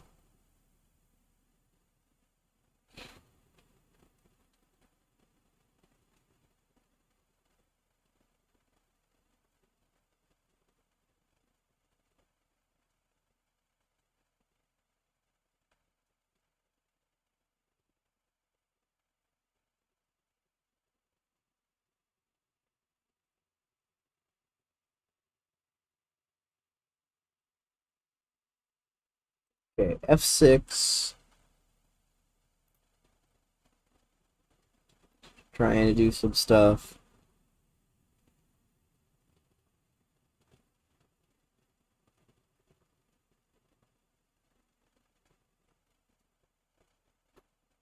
What if I just chase the knight?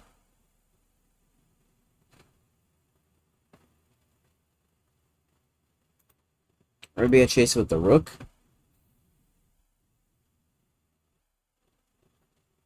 I don't know, chasing with the rook doesn't seem to be good. Maybe f6 first. Or h6 first.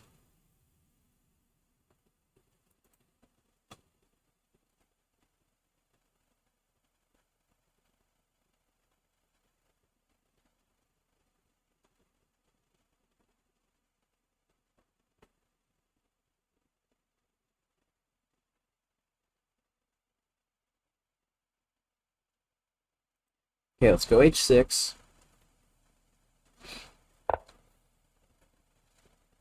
He played that move pretty fast, which scares me. Now, the question is, does this work? Does any of this stuff work? Looks like I could definitely guess something out of a5. At least a pawn.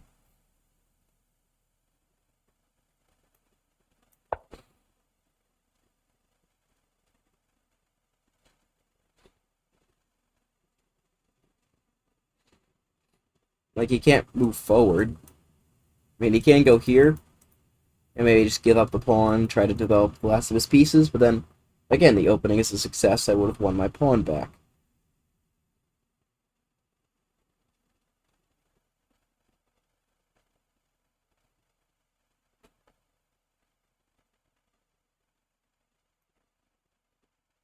Okay.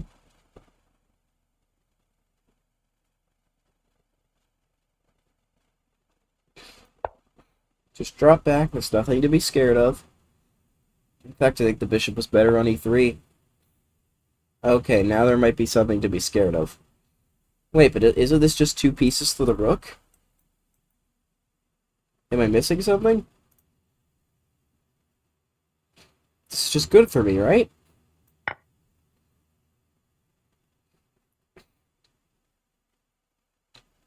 This has to just be good for me. Even, actually, I might just be able to go here. Wait, I think it's a massive blunder.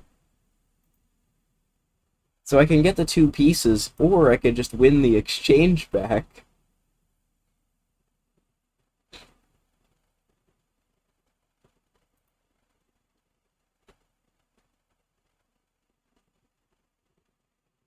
Or I could use this check to take this, giving me like a better version of the two pieces. I think this check is good. And I'm going to take this.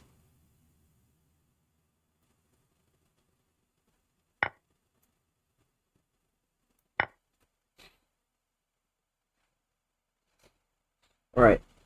Bishop pair for the rook. Let's buckle down and win this endgame. The bishop pair is super strong. It should be strong enough to win this.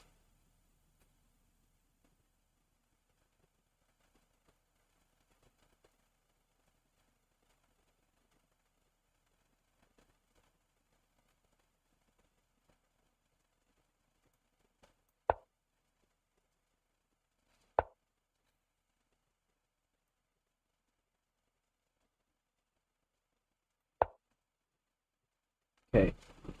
We're the first person to the D file, which is huge. He tries to double up. But now we interpose within everything. Bishop c3, we just block all of the rook's connection. If he sacks the rook back, I'm just up a piece. Okay, a4 is interesting.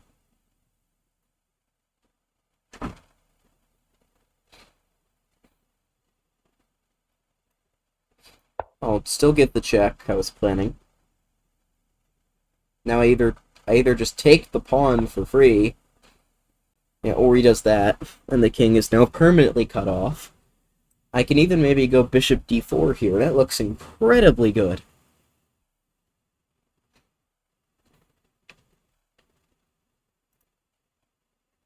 Or I could just go take the pawn.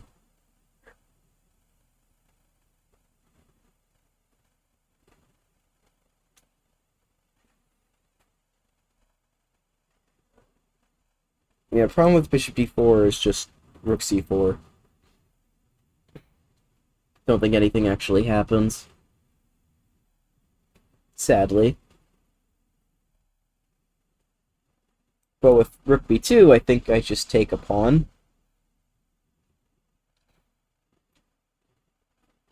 Yeah, like, what could be wrong with that?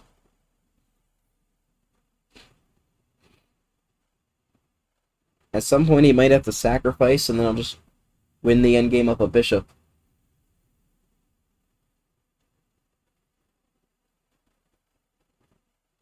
In fact, I think he'll do it right now. He doesn't.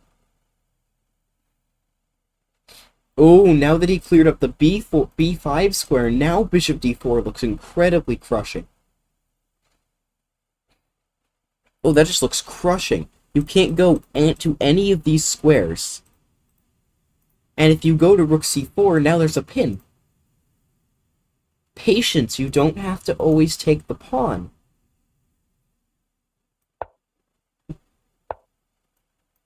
Kaboom. Pin. Game over.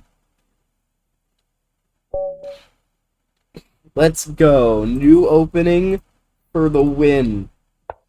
Knight g4, g6. I played all the prep here. Okay, so that is good. And this check, and actually it's between knight c6 and knight d7. Even king e7 is good, which shouldn't shock me. Yeah, in fact, it's just as good as the other ones. Knight c6, like, you can do this all you want. But, I mean, yeah, there's always going to be... You just have that compensation. It's, like, lasting. He goes here. Now, I could take immediately, but I long castled. Slightly missed bishop g5, which was tough, but... As I said, like, he brings knight back, and... Oh, rook d4 is just a fork. For some reason, I hallucinated that pawn was defended. I can't tell you why I went like this, but okay. We miss a chance, but now a5, and still. After this sequence here, black is... You have to, like, go here. And black is just better. Like, what an opening. But he goes here, allows me to get the two pieces. Oh, wait, he allowed me to take with check. I was so blinded by my tunnel vision. But yeah, I went for the two bishops. And then that is... Went here, and then once he went here, bishop d4, bishop d5, bishop b5.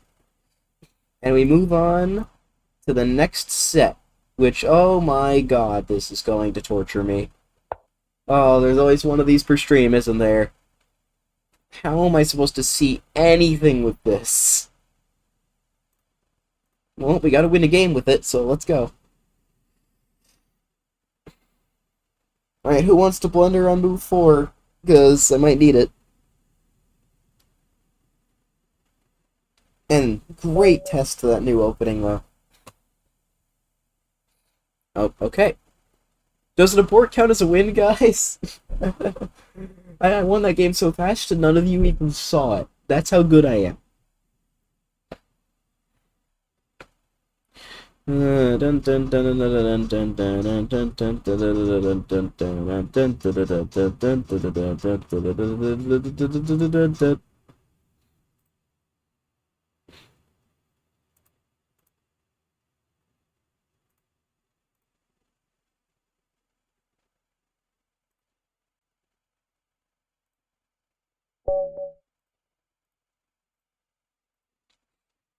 Black again. Wow. Alright. We got an exchange Caro Kann. I would expect something like bishop d3, that is... Alright, and bishop d3 is followed by c3. Bishop f4, main move here. And then, bishop g4, queen b3 is the best move. Notice the best move, knight of... Yes! Alright. This is my pocket line. I'm always waiting to detonate this on unsuspectingly chess players.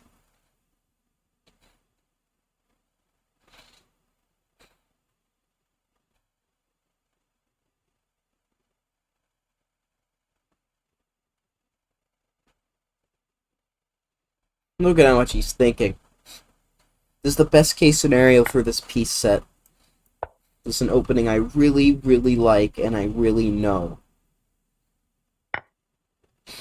Wait, this is just...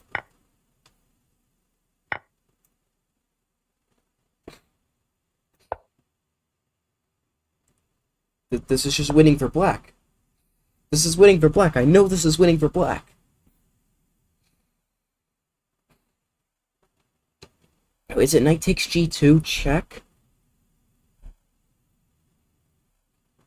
He's up 2 pawns, but pretty sure black is completely winning.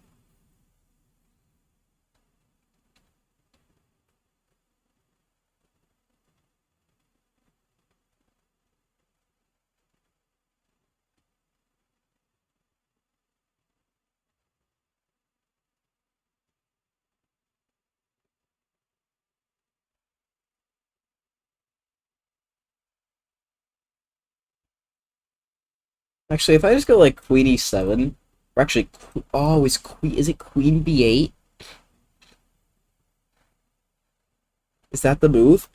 It stops bishop b5 and attacks 2 pawns. There we go. I think I found it. Queen to b8 is the reason black is winning. Whenever you play something like this, it's not in my prep. I know I'm gonna know there's a refutation somewhere.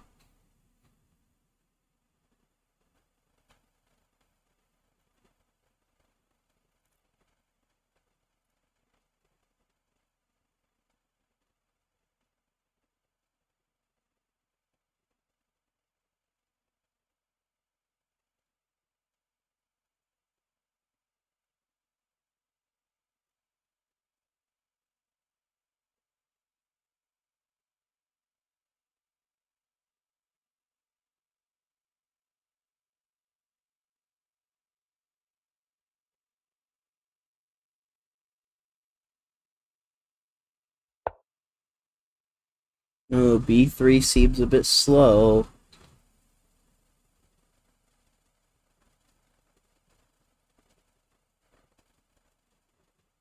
I'm just like licking my lips at this position. I'm salivating over the possibilities.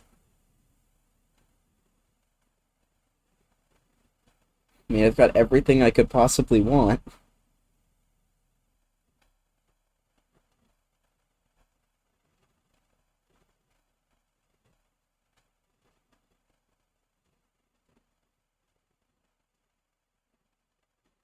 Now, I could take 2 different pawns. I'm also debating not taking any of them.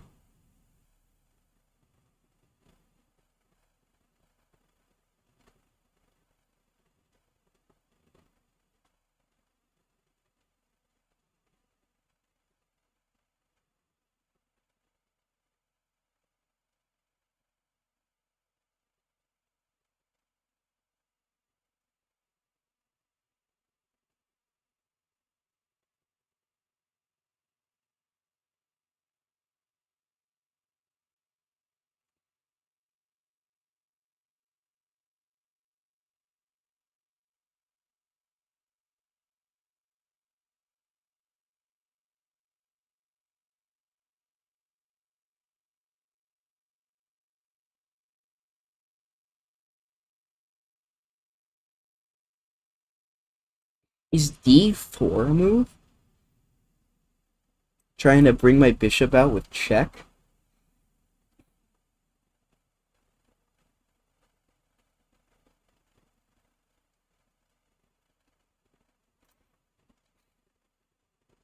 Maybe I take the pawn with check and then go d4?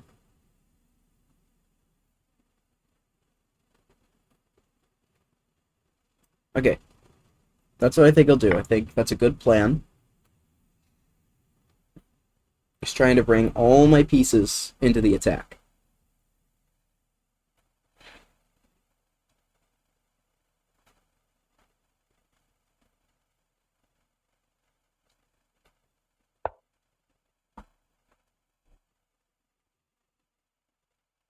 Now, do I want to get greedy and take G2? And then maybe... no, I'm not castled yet. That's the problem.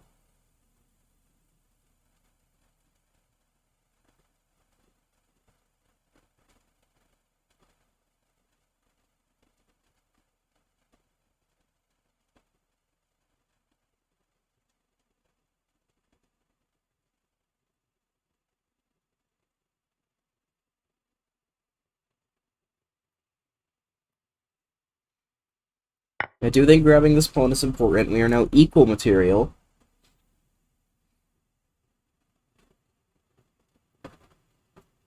Phone keeps turning off. Why? I want to read the 0 chat messages I have. Let's go. I could read the 0 chat messages.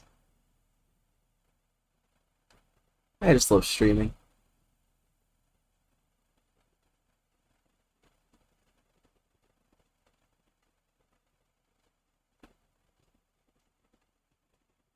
It's just a small passion of mine.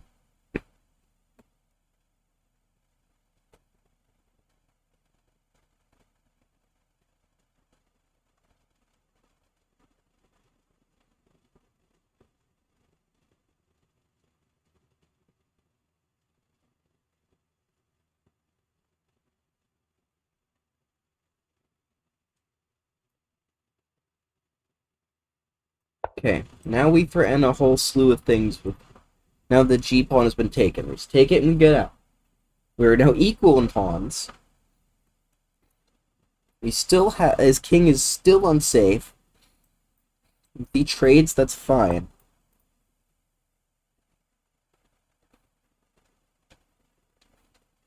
Okay, but can't I just take... Okay, there's gotta be some sort of knockout here.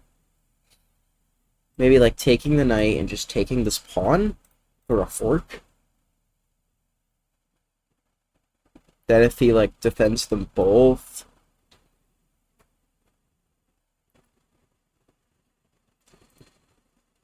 So many complications. Do I give this check or not? If I give this check... Thing is, can you go there? And then I take the check, you take back, check, game over, it's mate. Which means you would have to go there. So you run that way.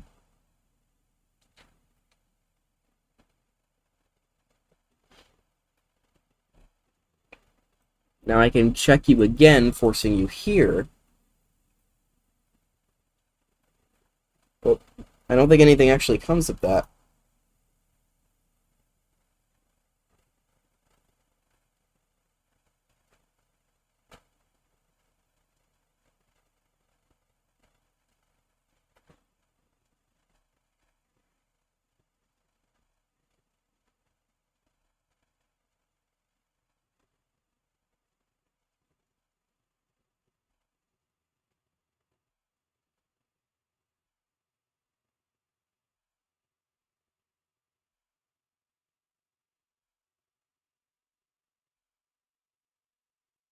I mean, this does just cleanly win another pawn. I'm not sure I can complain about that.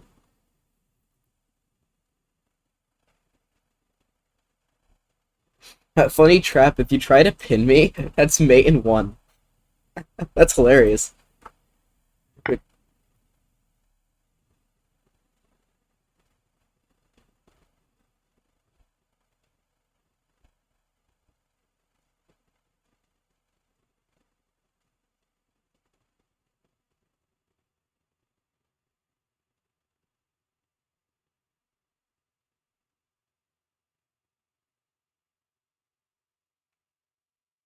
I could consider giving the check.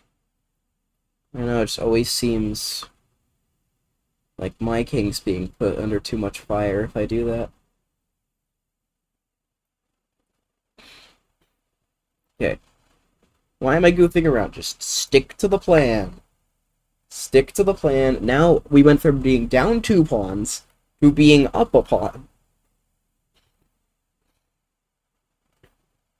This opening worked tremendously.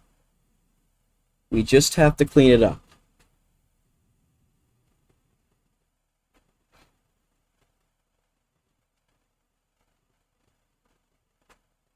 He's got to go here. It's the only move he has.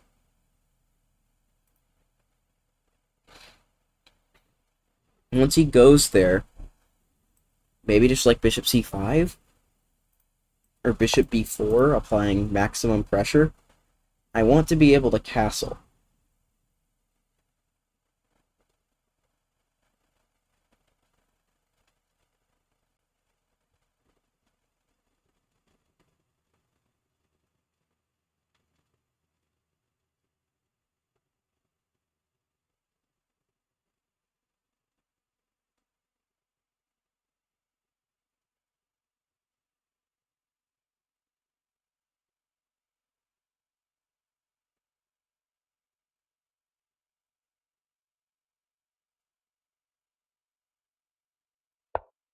Okay, bishop c5. Let's just not doubt ourselves. We didn't get here by doubting this attack. He's probably going to try to trade this off. And the question is, can we just, like, sack the bishop and just go all in?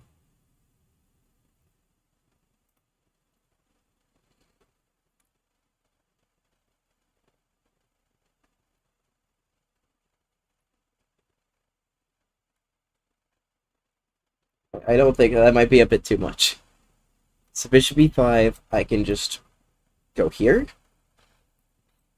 If you trade, I can just take with the rook. That doesn't work. There's a queen. Okay, no, the queen can't see through the bishop, but the rook can just come back. Queen b7.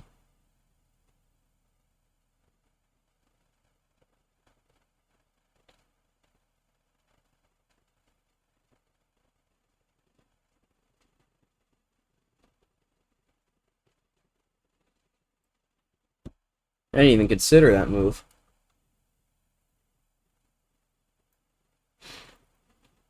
Guess we'll just preemptively do this. Now I'm expecting bishop b5, like really.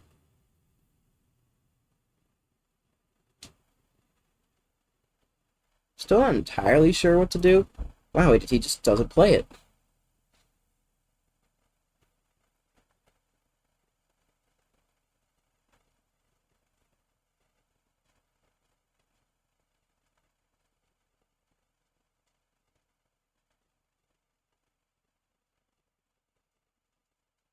I could take this moment to castle.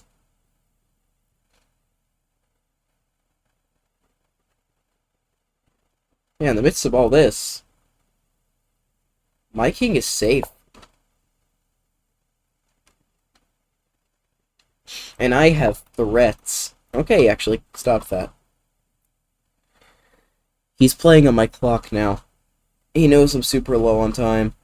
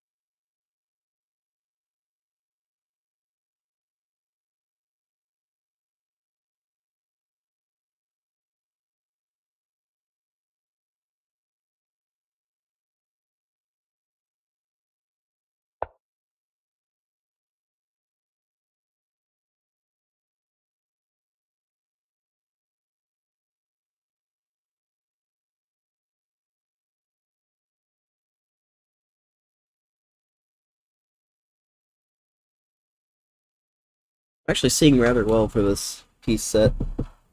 I expected it to be a bit worse. Then again, we did get a wonderful opening.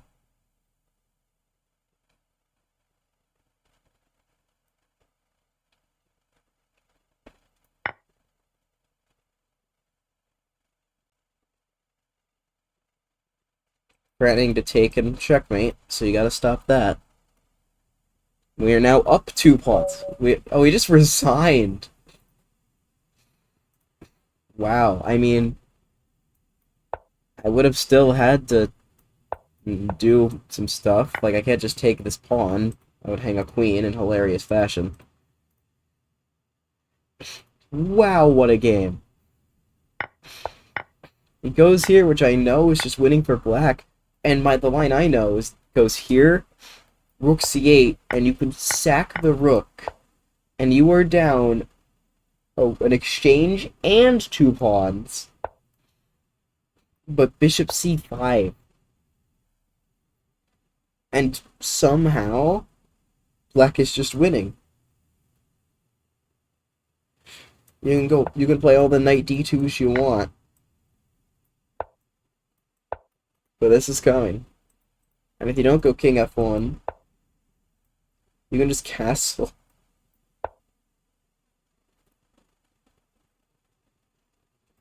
Like, this looks like a free pawn, but there would be a check. And you could just kind of take the pawns. Wow, queen to e7. These moves are insane. Like, just fully sacking a bishop. And, like, the top line of the computer is a queen sack.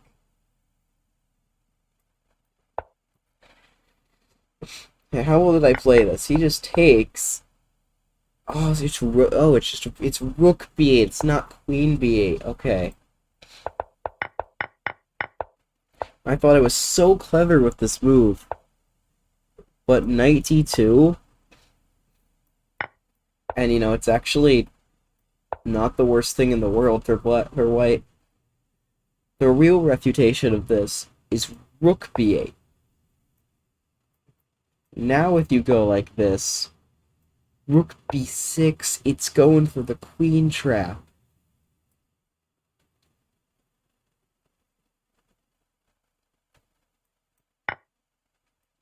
And like, oh wow.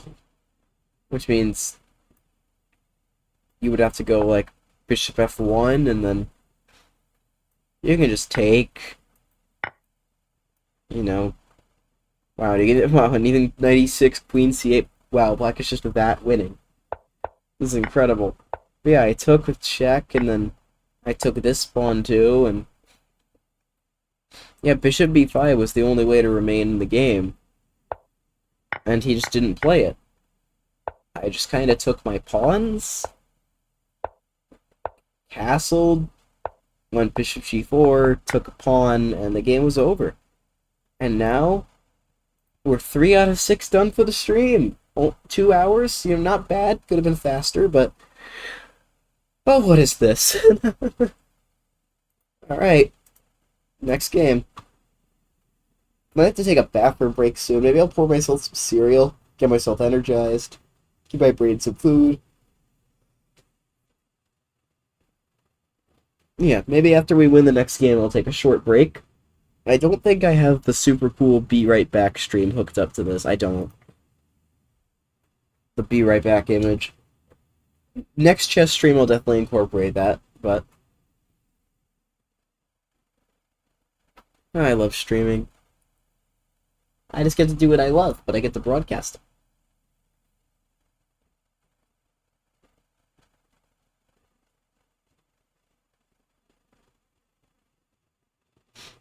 I wonder if I'm on the streamer page. Oh, I guess I wouldn't be able to see myself.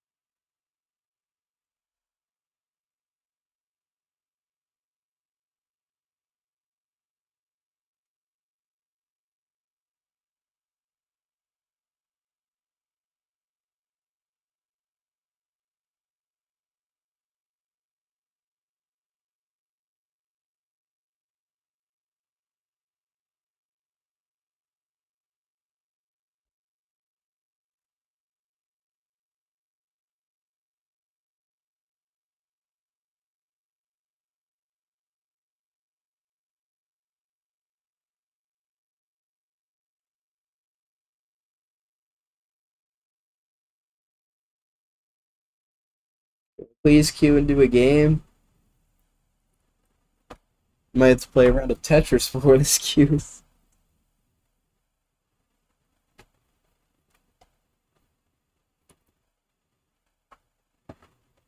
Oh, we got one. Wow, this is ugly. This is real ugly. We're gonna get another Catalan.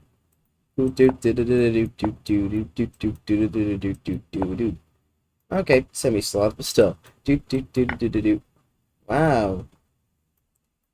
I'm up for the challenge. You going B5, sir?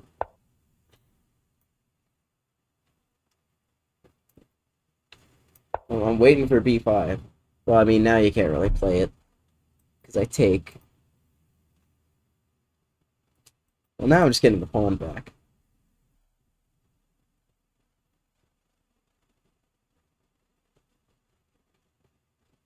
Wouldn't be surprised if I check here.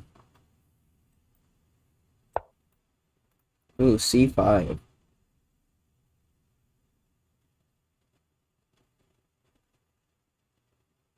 Wouldn't be surprised if Queen A4 check is a good move.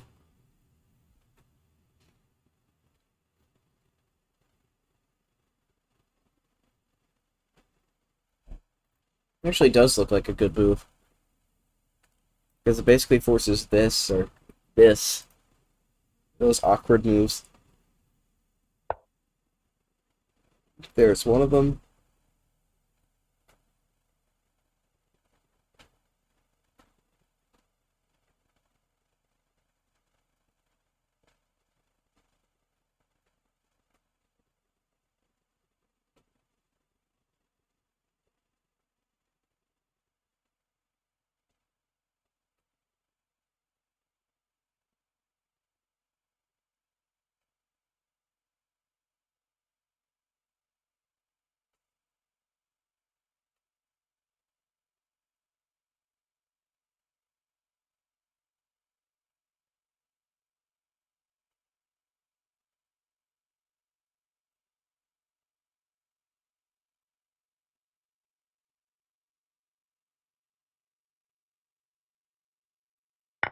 Okay, I'll just take the C pawn. Castle. He'll probably castle. I'll trade.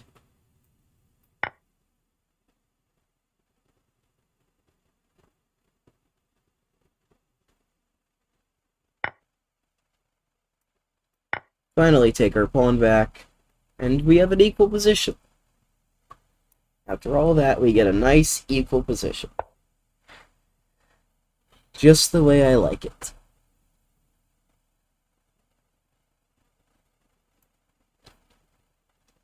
Let's be a bit annoying. Rook D1, because he left his knight in an awkward position.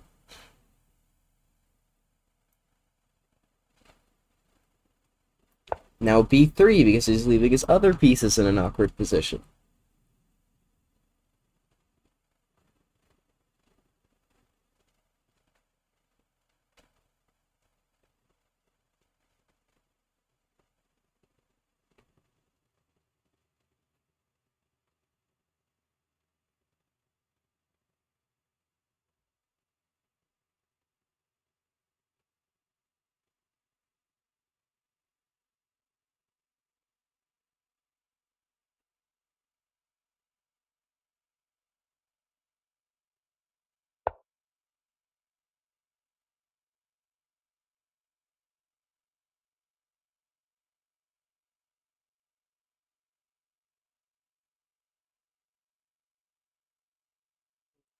Okay, well, my next move is pretty much forced. Unless I want to go here.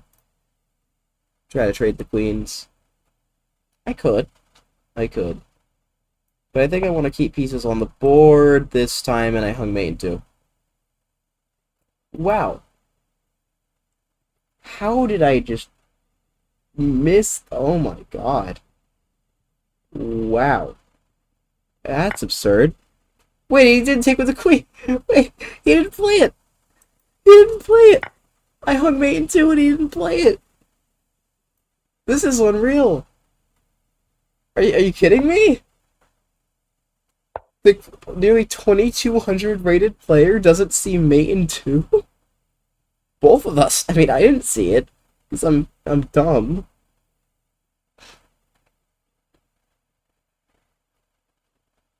And now I'm gonna play knight e4 and escape. Takes takes with check and take back. Oh my god, that was hilarious. Oh wait, no. What's even more hilarious is me thinking this was mate when there's a rook there. Oh, I need. Oh, cut the stream. Cut the stream. Cut the stream. Oh my god, cut the stream. I am embarrassing myself. This is this is a it's not a good look for me.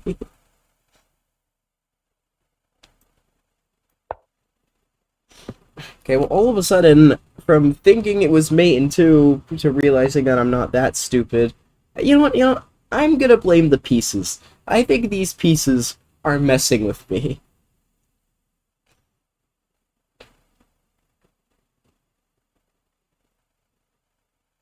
I mean, it wouldn't be wrong to think that. It's kind of the whole premise.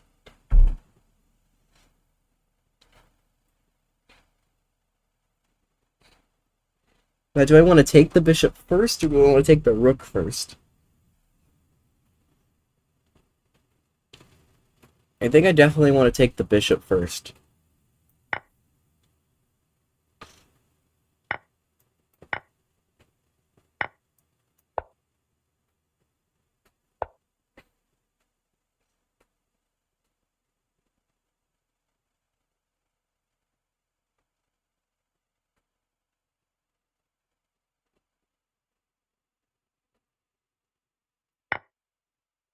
Alright, we're down a pawn.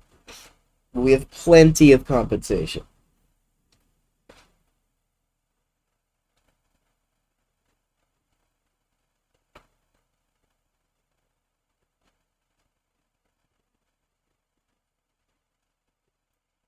In fact, we're going to move this forward instead of trying to take this or infiltrate with the rook. Because this pawn is not going many places. Do I stay patient again?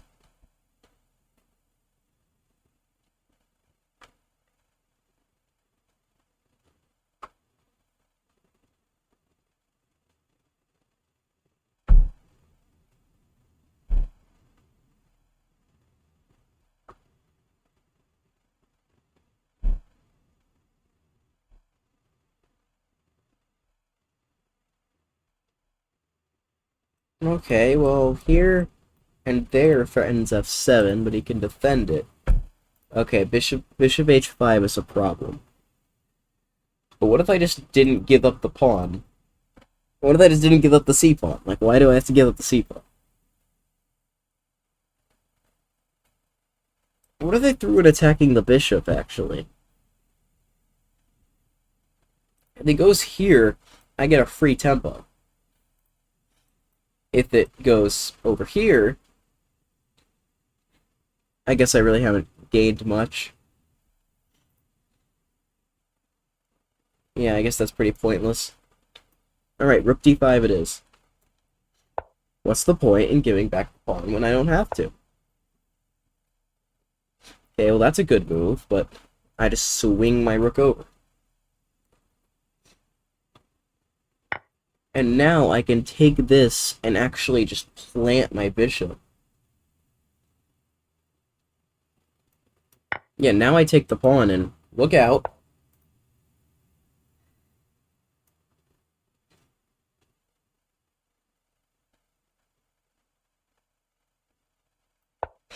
Look out, there's c6.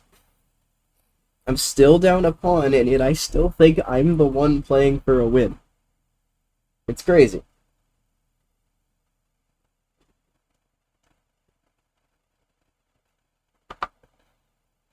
Guess this is how the Catalan works.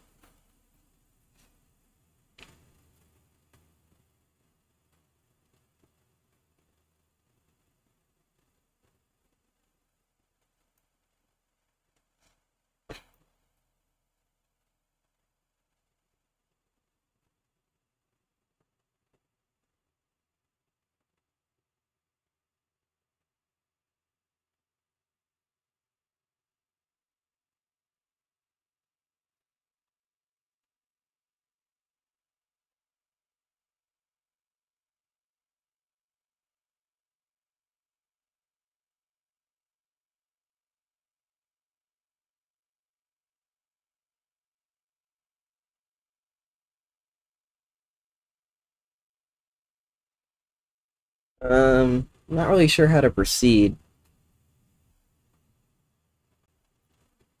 Well, I moved too late to do anything particularly noteworthy.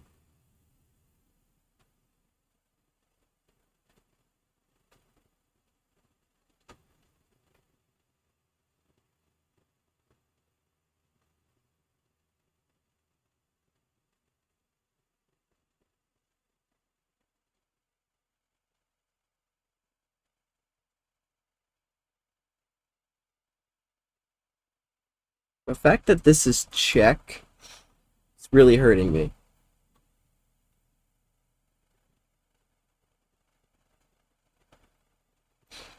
Okay, I probably need to go somewhere like there.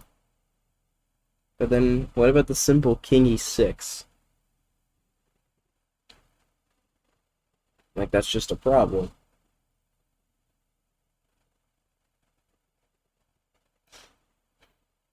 Okay, I could just take, but if I take it creates its own problems. Like bishop d5 check. Seems to be the main issue I'm dealing with.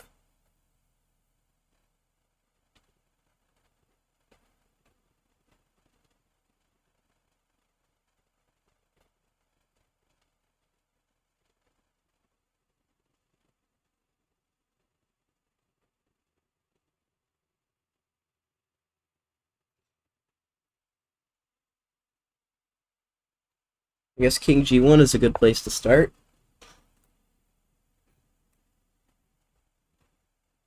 So he has to make a whatever king move if he plays king d6, then I mean rook h6 and I'm trying to get something. He brings the bishop back to e6.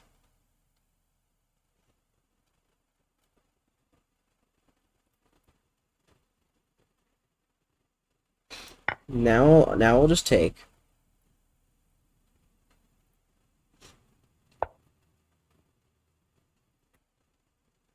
Wait, but what's he like? He still has to spend a move on this.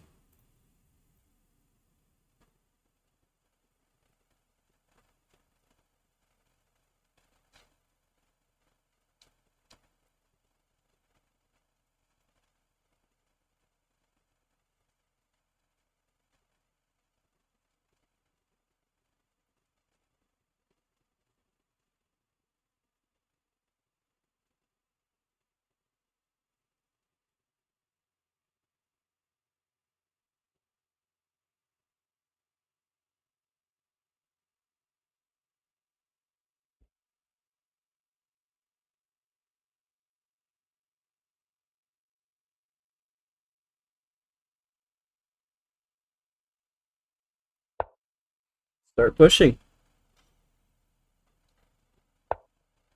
Okay, he's also gonna start pushing.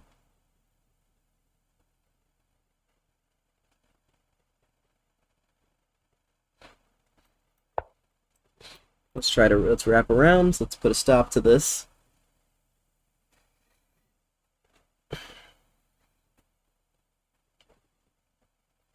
I think he slipped up. He could have won this pawn a lot easier, and now he's giving me some hope. He's giving me winning chances. Just like you're never dead in these Catalan endgames. You are never dead. There is always hope that you can convert anything into a win.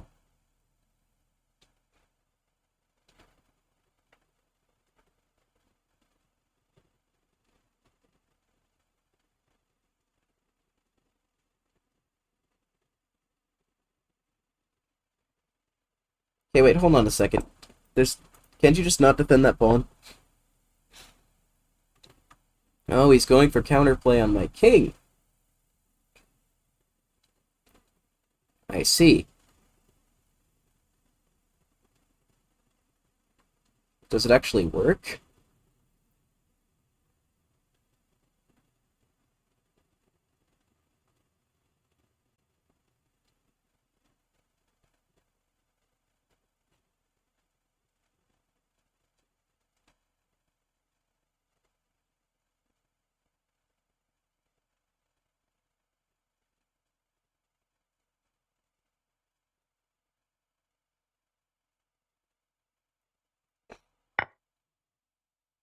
You know what? I don't believe you.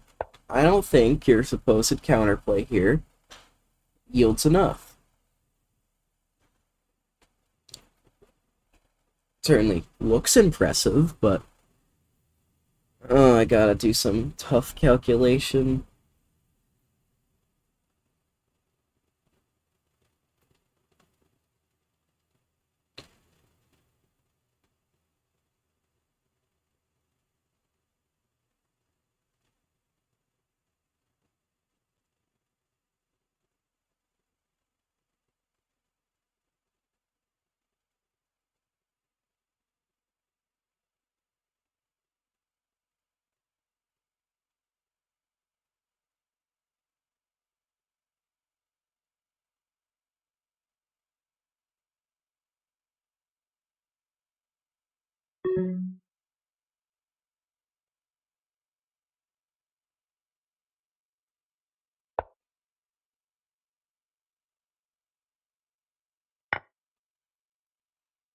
The best attempt at counterplay I have. Well, the best attempt at winning I have. It's my best attempt because of tactics. Many, many tactics. Doesn't that just work? Wait, I think that just works. Do I just win the game now? Like, was it that easy? I just 8 minutes on the clock, misses c7. Like, granted, it could have just been winning. I mean, I'm not really sure how you untangle those pieces. The bishop was hanging. Yeah, and I think the game was just over. I think his counterplay just didn't work, yeah. No matter what happens. c7. Oh, that's really interesting. He needed to be patient. f5 draws the game. His counterplay works, but he can't rush with it. That's really interesting.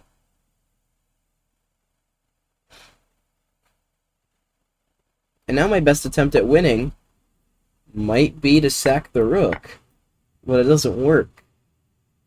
If there was a way for me to, like, get one of the pawns, maybe, then it'd be a better try.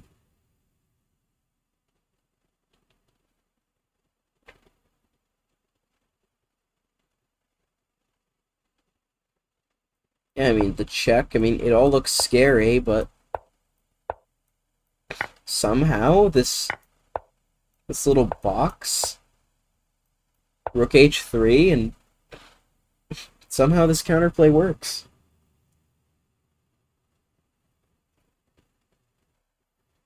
But yeah, it's really unfortunate.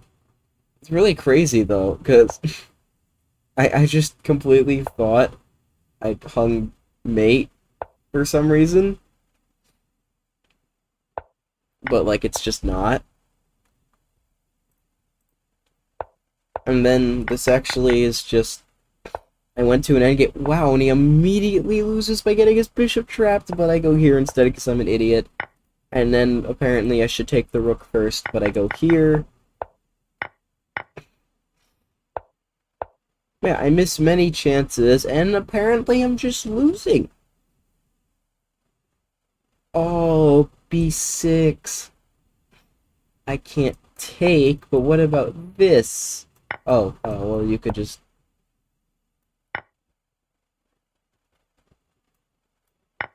You just enter this endgame. b6 because of mate threats. Yeah, now, once I got my pawn to c6, I thought I had winning chances. And I really did. He was a bit slow, allowed me to take this, and then he just rushed with his counterplay, blundered c7. Alright. So that's what we just won with. We've done this, we've done this, we've done this, we've done this. And now it's time for whatever this is. This We've completed 4 out of 6. Let me just check to make sure. Oh wait, bro. Let me just make sure. Yeah, I had drawn the. Alright, so this is the first game of the stream. So we had won one of them, and then we won the second one. We won the third one, and that was the fourth one. Okay, was just making sure I didn't lie to you guys. I am keeping track. We're on the 5th one. 5 out of 6. Let's go. Are we going to get another Catalan? It seems to be like the theme of the stream. Are we going to get another one? Ooh, are we going to get a King's Indian? Oh, yeah. We're getting a 4 pawns attack. Let's go.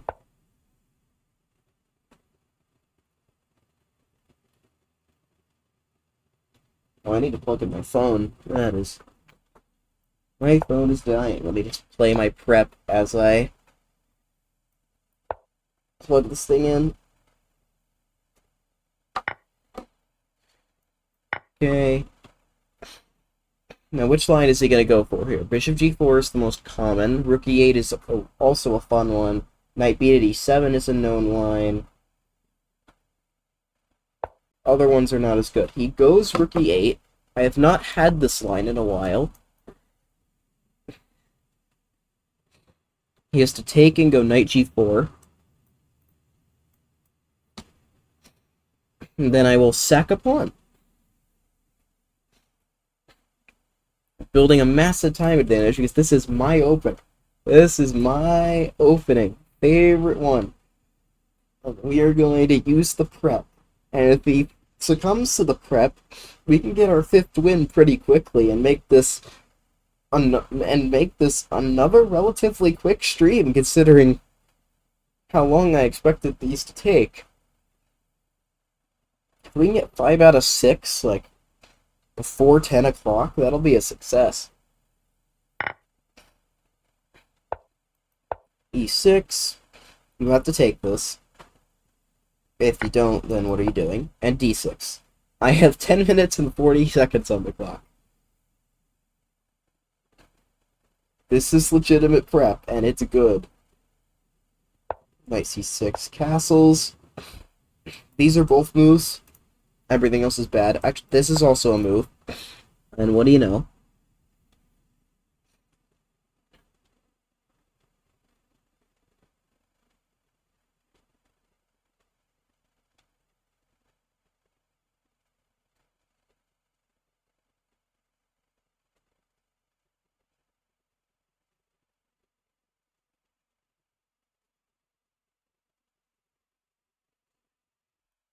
Now h3.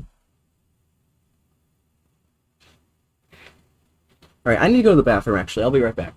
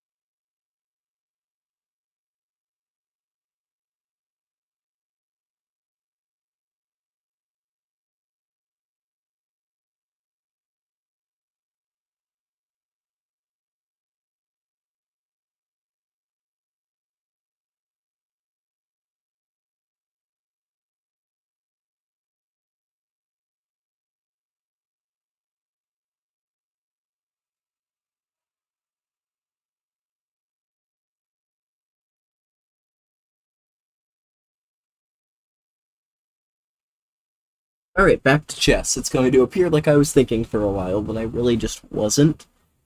Now, I forget my prep here. Knight d4 is not the most common of moves. It's a good move, though.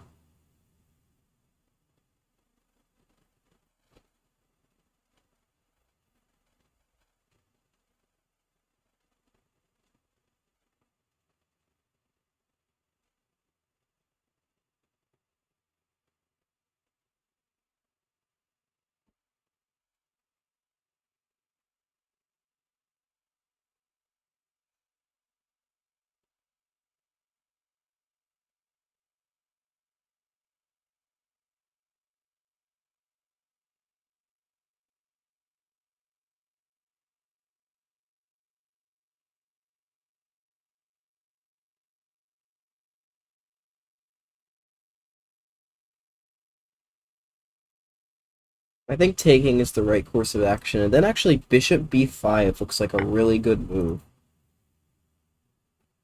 And then he might sack the exchange, and we'll get some crazy stuff. Because if he takes, pawn's defended and threatening knight c7. If he goes rook f8, I can trade. King takes just doesn't look very good. But then again, queen takes, there's going to be some d7 stuff.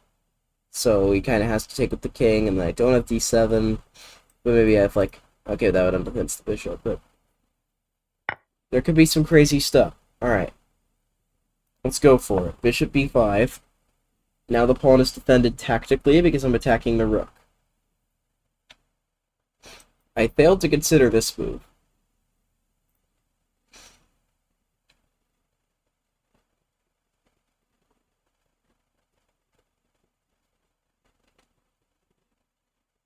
Yeah, that move might be a problem.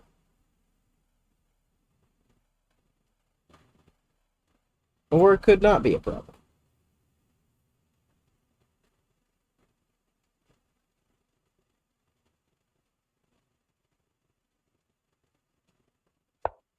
Actually, I could take and go knight e4. And then you wouldn't be able to take the pawn yet.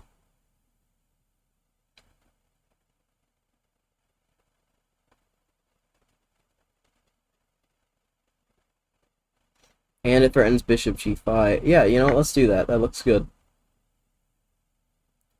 Again, it's all about just not letting him get the d6 pawn. We cannot let him get that d6 pawn. Now, the reason he can't take this is because that would be a triple fork, which would be quite hilarious. We love triple forks.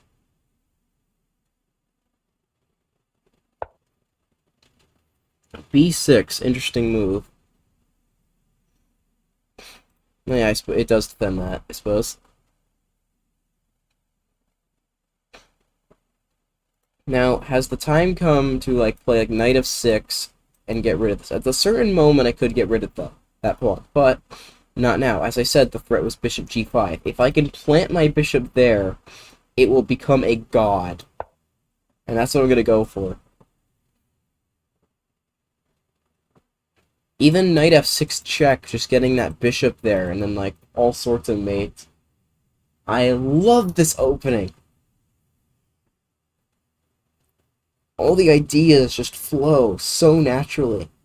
And even though black is, like, permanently up a pawn, they just can't escape the pressure. You have to defend perfectly. I understand this so well. It's like the one opening I chose to know best.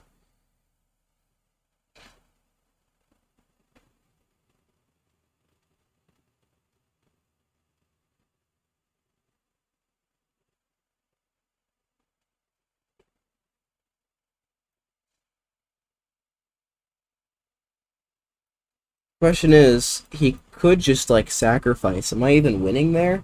Because his knight is a monster.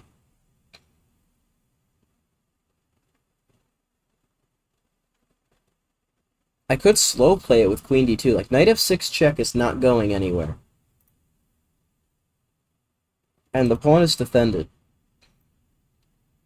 I actually like that. Queen d2, slow playing the position. Just a patient move, which is also very common in 4 pawns attack positions. I know way too much about this opening. But I gotta prove it. There's no use bragging about how you know a lot about the four pawns attack, and then you still lose. So I gotta keep applying pressure, keep attacking.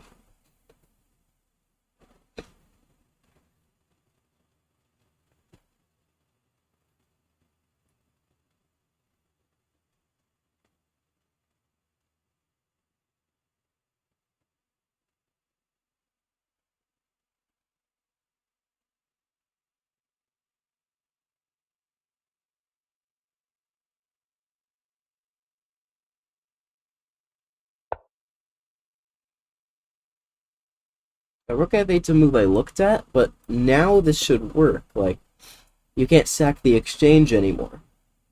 You'd have to go back just to sack the... And by that time, I get my pieces in the game, and it's not as good. I mean, I think. Of course, I don't know any of this for sure. I never will. I'm not Stockfish. Never will be Stockfish. But planting this bishop does look really nice.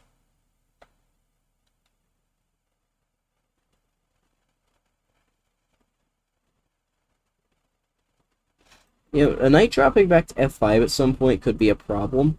Not right now, because that hangs a rook, but let's say you take, knight f5. Then I can start thinking about even more sacrifices.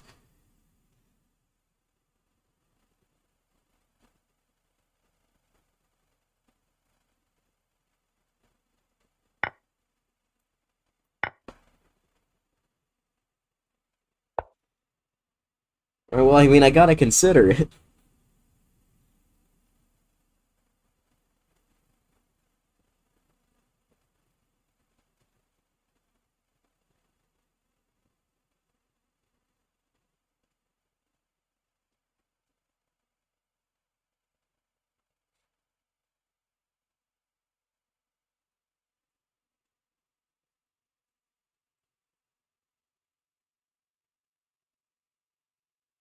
There's also this interesting move, queen g5, to meet takes with pawn takes. And even though you could actually, I mean, I could block with knight f2, but even let's say you take it. Oh no, that bishop would be annoying. Yeah, there's not quite a knockout there. Yeah, I gotta think about rook takes f5. It'd be rude of me not to.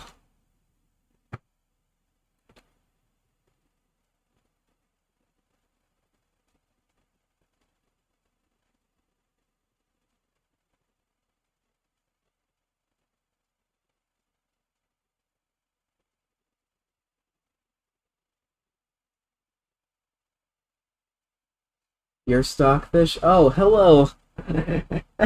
How are you doing? Are you doing your, like, monthly appearance before you disappear into nothingness again? Yeah, welcome to the Four Pawns attack. I love this opening, but I'm in a bit of a... But I just have to find need to find one good move. If I find a really good move here, the game's gonna turn in my favor.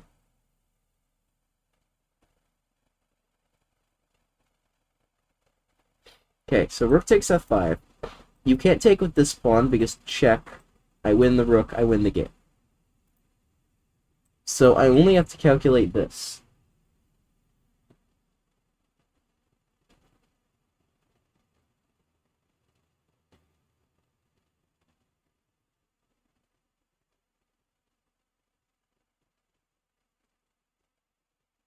And if this, then actually check takes, you can't actually take the pawn. I'm threatening queen g5, and I'm not sure how you stop it.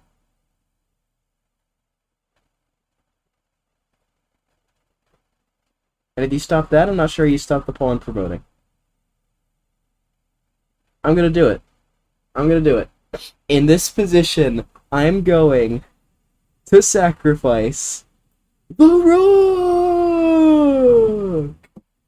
Always wanted to do that. Rook takes f5. If check, I just go back. Actually, no, it's check. I sacked the queen! And then check! Oh, that'd be a legendary if the game ended like that. Sack a rook, then sack a queen. Oh my god, that'd be insane. Rook takes f5. What a move! If it works. Pretty sure it works. And then knight f6 check. Removes the bishop.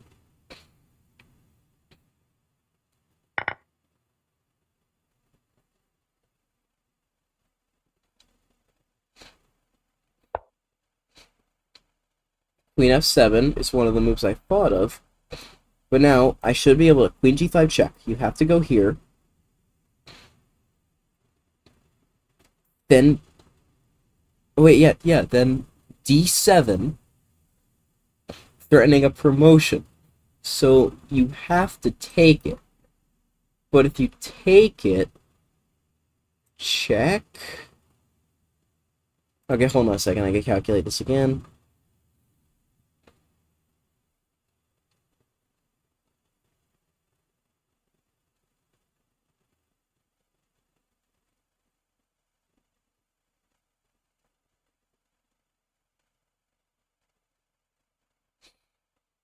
This has to work, right?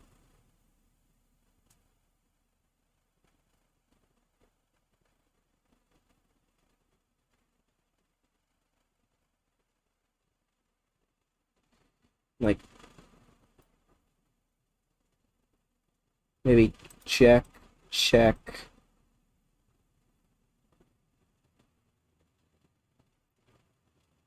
Wish there was something flashy with e7 check, but it doesn't appear to be anything.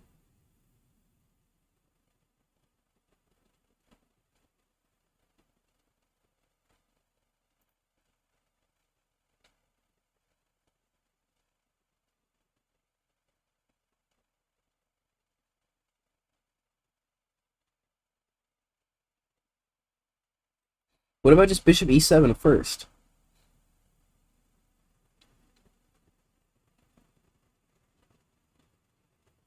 Threatening queen g5 check, and I can just trade queens. Yeah, what if I just flip the move order? What if I go this first?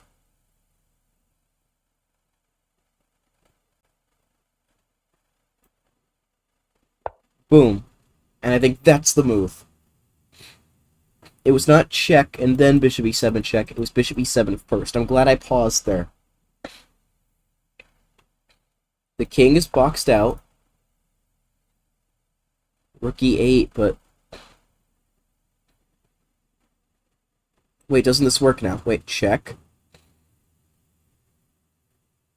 You have to block, or else it's mate. So check here or here. And like I take... And then I go d7. This works. Oh my, it works! It works! Takes. I can just trade the queens. Because d7, the pawn that I created at the very beginning of the game with the pawn sacrifice, is the hero. And now I just have to win this. Now, this is easier said than done, but I think queen h8 is extremely technical. Just some nice technique. We're going to pick up a pawn here. You move it, I'm going to pick it up this way. Rook can't come and help. There's still a little work to be done here, but once I remove this pawn, I just escort this one to the end of the board, and 2 queens is more than enough. What a game. I really hope Stockfish approves of all of my move. I really hope this is as good of a game as I thought it. I really hope this is as good of a game as I think it is.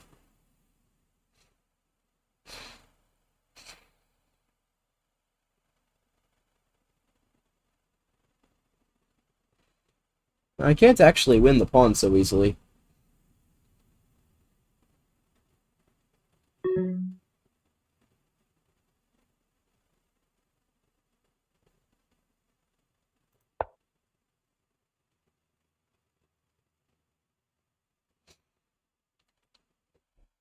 Yeah, this does still require some work.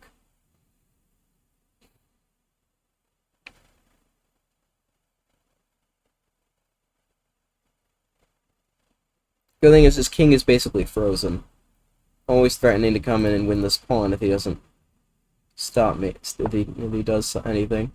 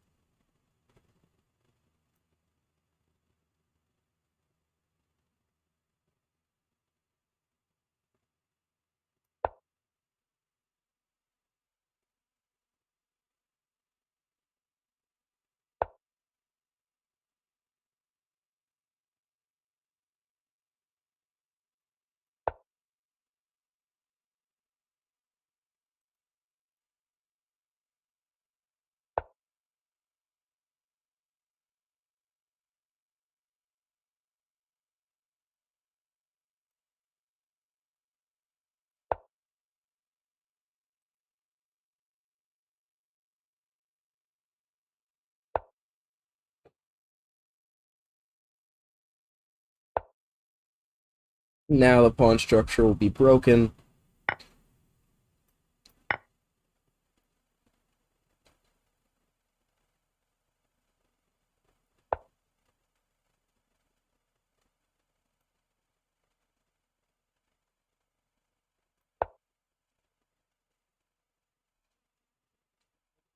I'm checking so that I can take the pawn with a check.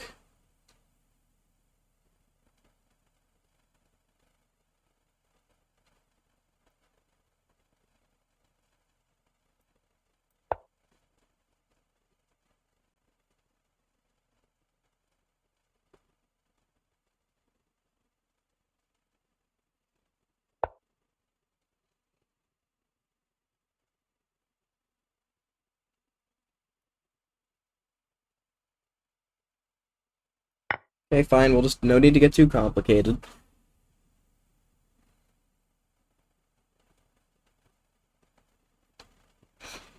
It is just winning after all.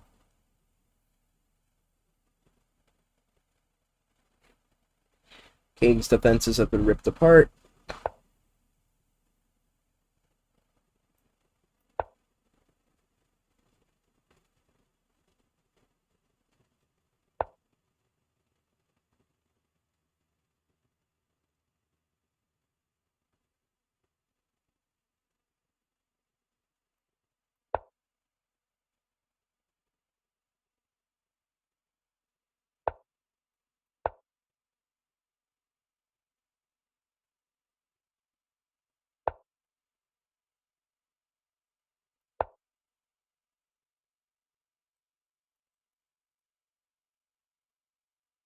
Now I will push. The king has been cut off, and now the true asset of the position will be known, which is the g-pawn.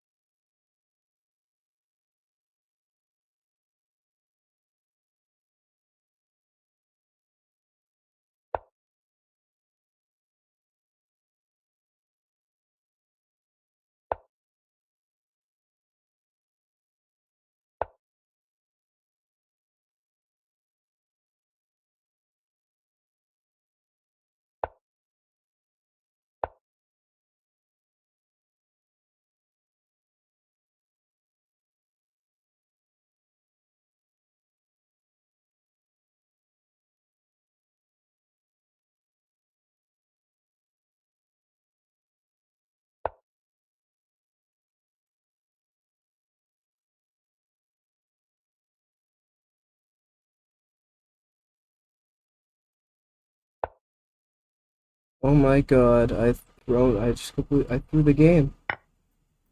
I can't, I just got so low on time, and he just keeps playing just move after move that just poses problems. Oh my god, I threw away the perfect game. And I did it, and I hit it on stream. I just got so nervous, and I never get this nervous in low time. Oh, stupid bathroom break at the start of the game. Why didn't he just, why didn't he just resign?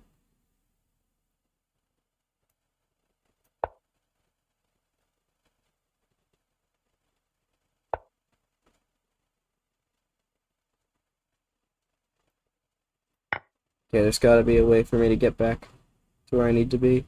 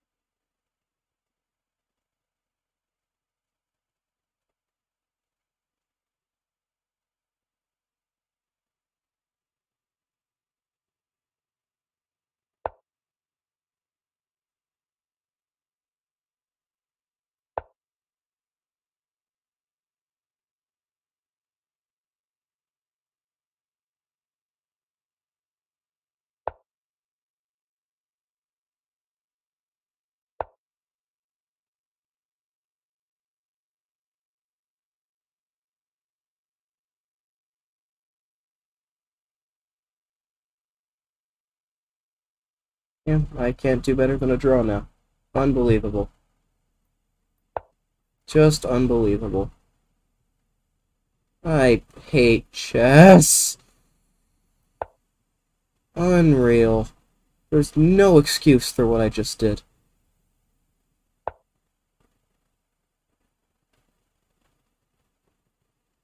I can't get back to C1. Even if I did. Unbelievable. Unbleeping believable. And Stockfish even thinks my plans are my plans are even stupid. Nothing I did in that game was good. Literally nothing. This wasn't even winning. There's F4. And then I get my perfect position. And I just think the game is over. Because why isn't it over? And then he just starts defending like a literal engine. I genuinely felt like I was playing Stockfish. Even this is just winning.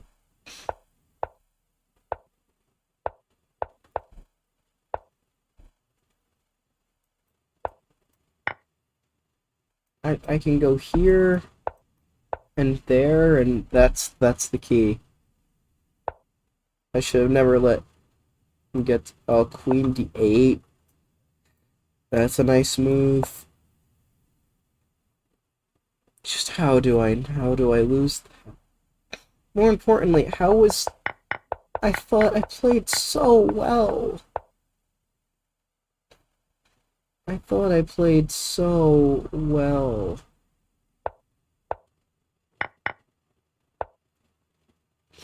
Nope. It's 94 right away. That's the prep.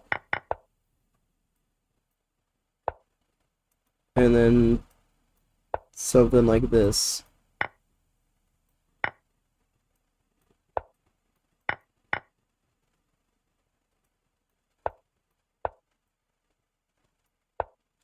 I don't know. My head hurts.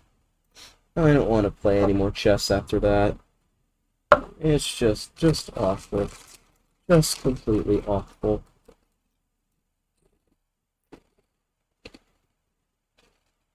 I don't feel very good. I'm just gonna be in a bad mood the whole stream now. I literally just couldn't win Queen versus Rook and Pawns. Like tactical endgame 101 over here. 500s could win that. Unbelievable.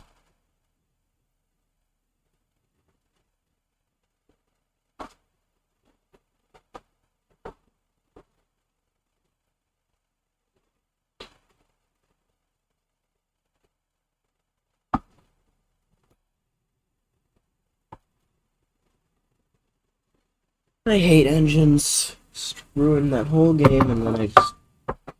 How do I lose that? But you know what? Yeah, I'm just gonna start calling it a loss. Because it's a loss according to the challenge. It feels a lot. It feels like a loss.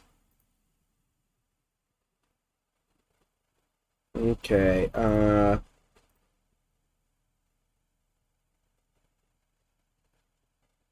okay, well, that guy can. I guess I'll just trust that this is a normal person again. I mean, one of the other wins I had was against Provisional. Why can't this one also be a win?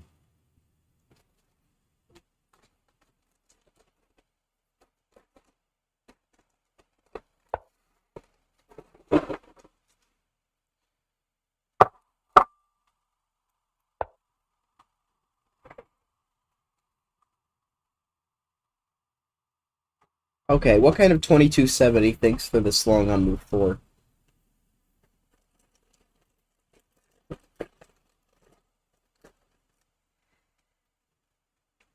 Is he using the bathroom? I mean, he could be. I mean, I just had to use the bathroom the other game that we don't talk about because God, I hate that game.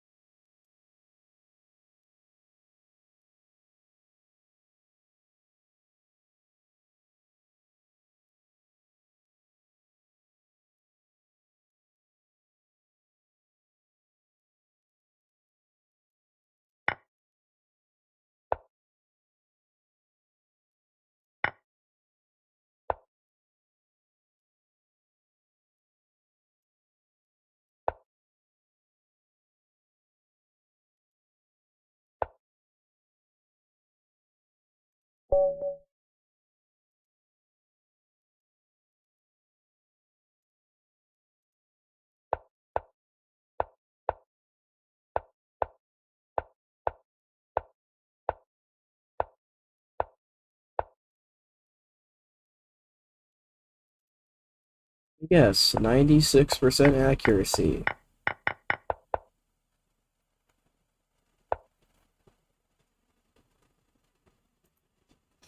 Oh no, apparently I did have a draw somewhere around here.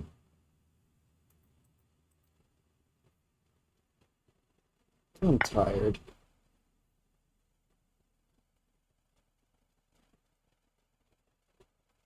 But, like, I can never take the pawn. I guess it just doesn't matter? Oh, I guess it doesn't matter.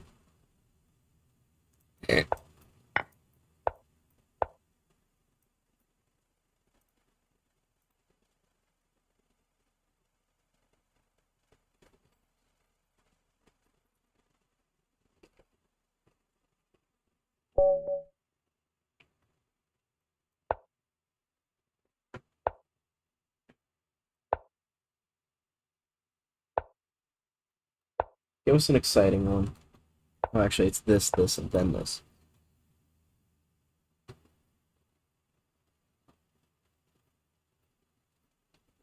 Do do do do do do do do do do do do do.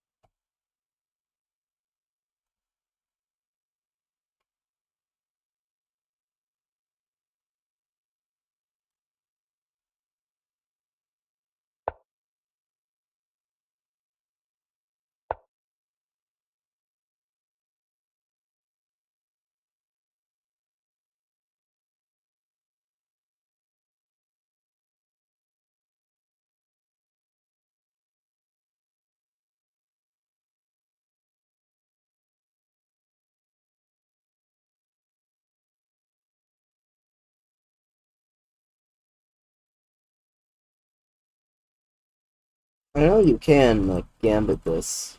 It's actually okay. Because you can't castle. I gotta act fast, though, and I don't quite remember how to play that. So, maybe I should hope he doesn't go for it?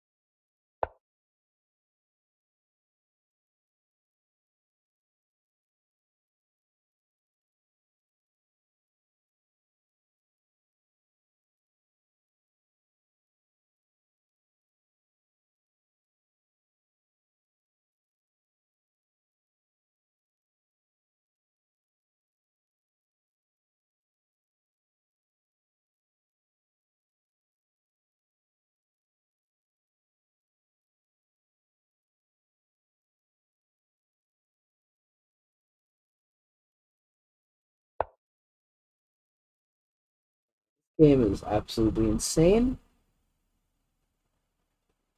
Just hoping I can get a good result out of it.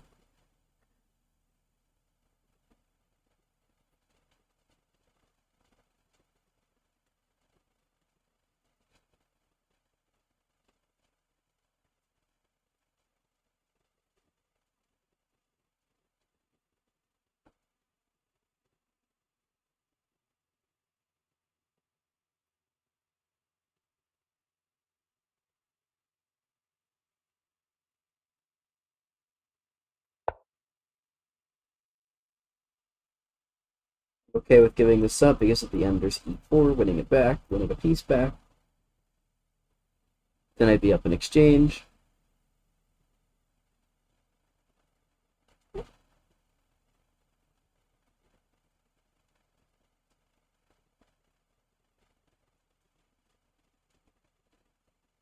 Maybe e4 first.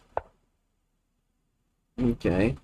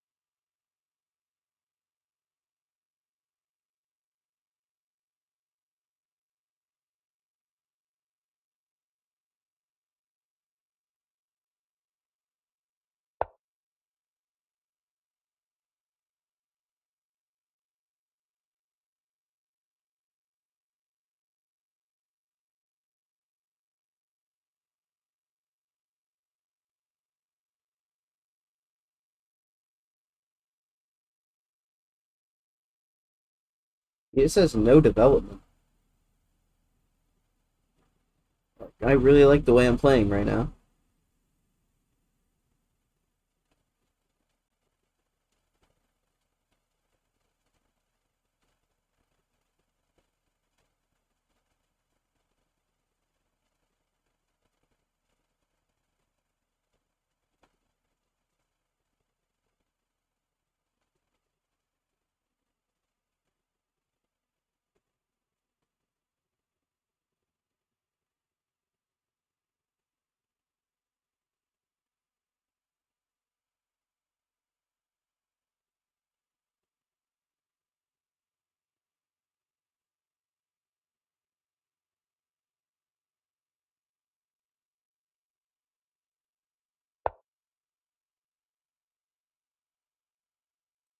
You go at 4.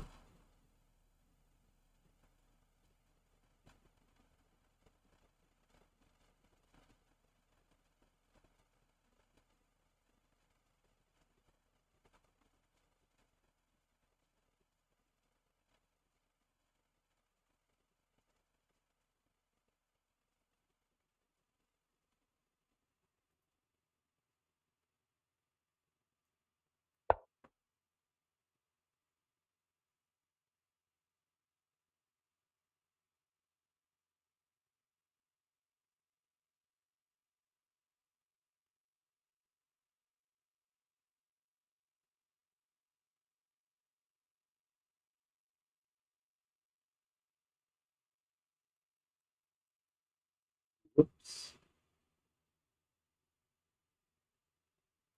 All my pieces come crashing in. His king is not safe. None of his pieces are out. A beautiful romantic chess game.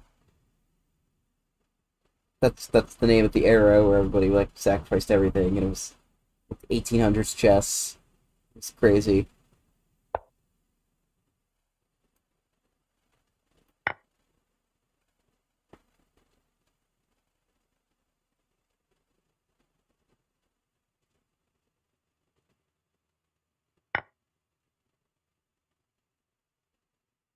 First of all, I could take and take the queen. Take, take. I get another pawn. I still not the development. Looks pretty good. Or I could take with check with rook. And I'm sure I can do lots of things to that position.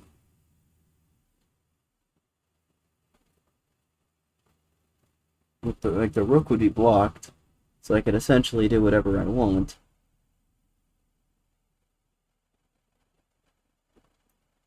Let's do it. Let's paint a masterpiece.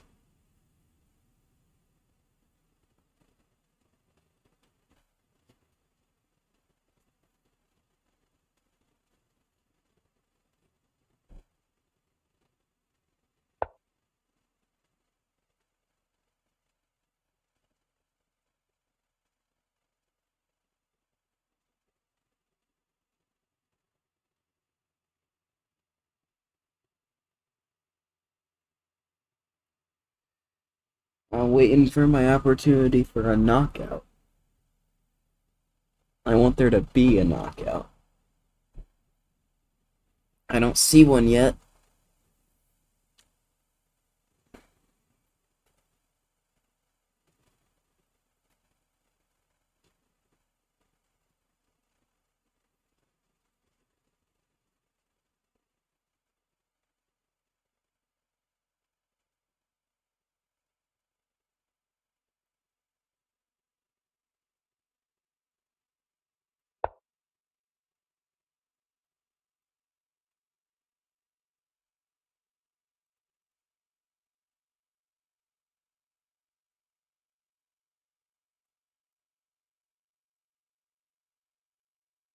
Bum, ba-dum, ba-dum, bum.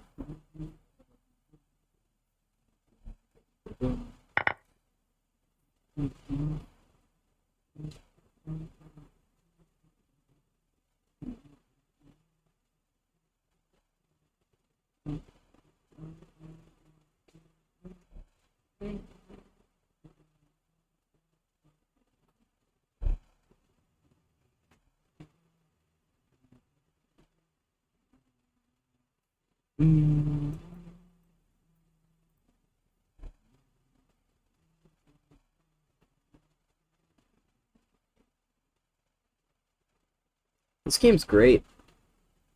I love this game right now.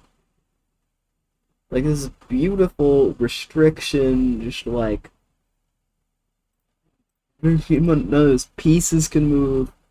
The attack on the king, this is just beautiful. I've regained the sacrifice material. All my pieces are in the attack. This is gorgeous.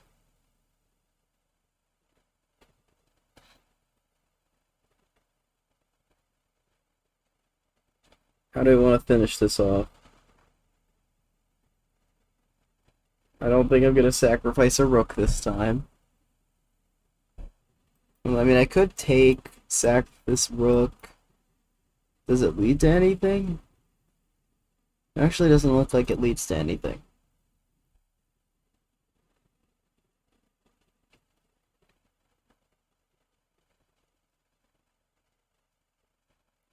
Wait a minute, like, I mean, I don't make me play Queen F1. I don't want to play Queen F1. I want to keep attacking.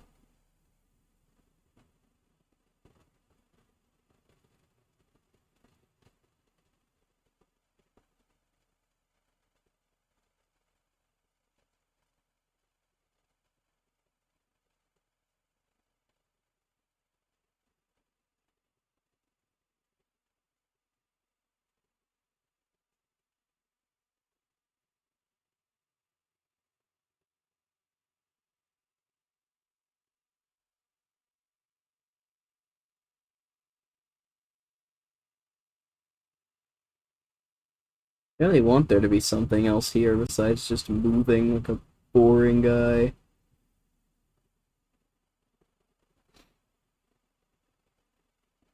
I mean, I guess I could go Queen D4.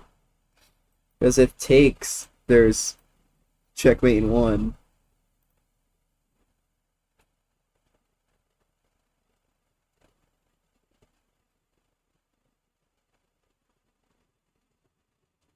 Wait. But what about my original plan of rook d4? Takes, check. You have to go here. Then I bring the rook back to check. You can't block, so you have to go here. And then that's mate. And if you don't do anything, I'm still threatening bishop d6. Oh, wait, hold on a second. I think I almost threw the game.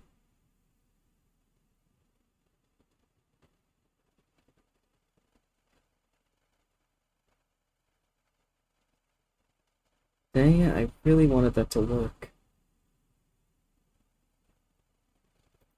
Do I really just not have a fancy move at all?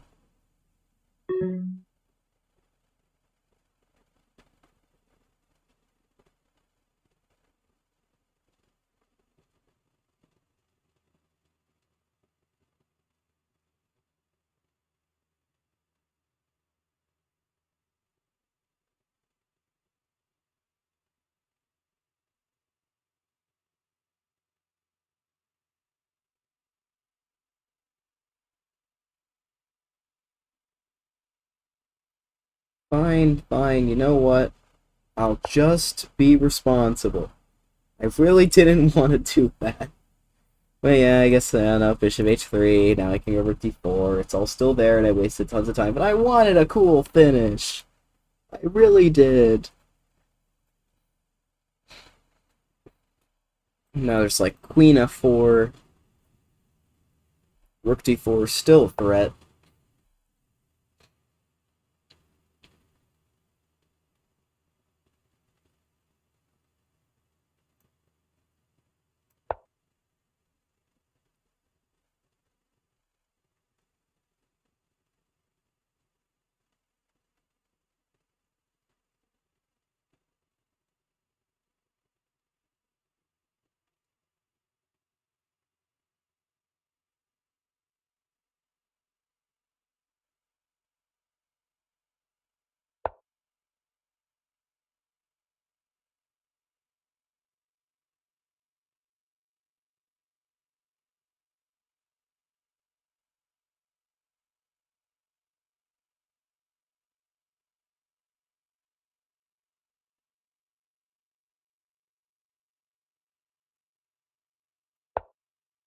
I'm panicking, it's just like that other game. I get so nervous and time pressure, and I just can't make moves.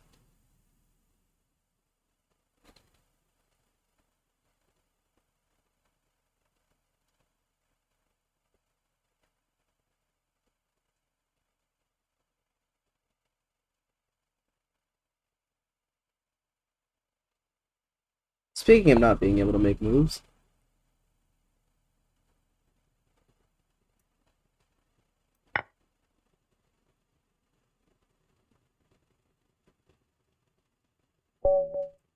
yes.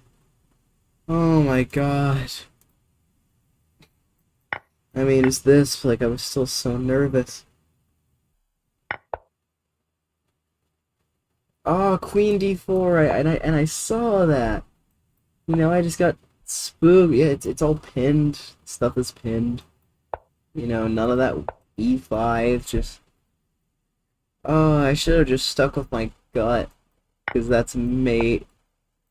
Yeah, I almost, instead of queen f1, I almost played rook d4 because I thought that this was mate, but he can go here and I would have lost.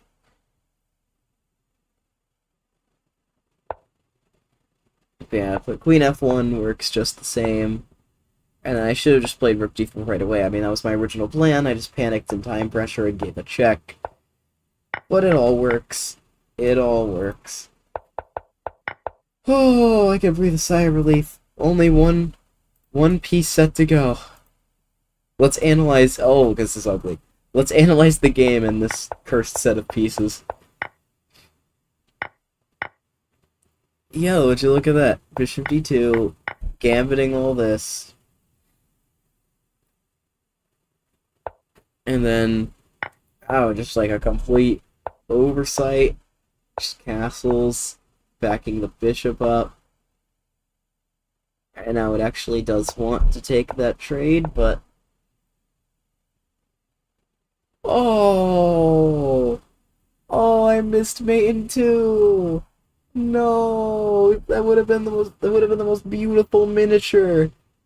Oh no! Oh no!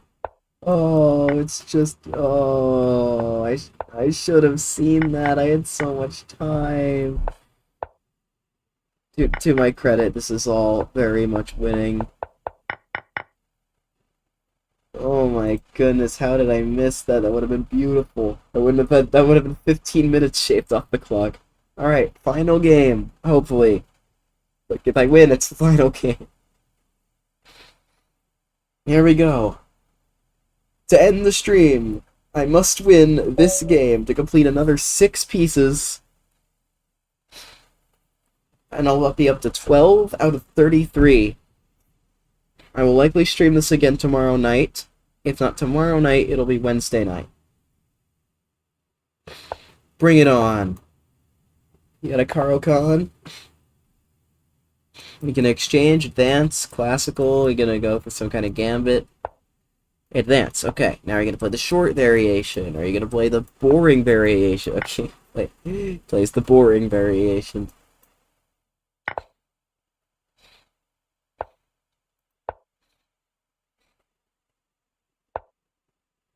C4. I don't remember that being a good move.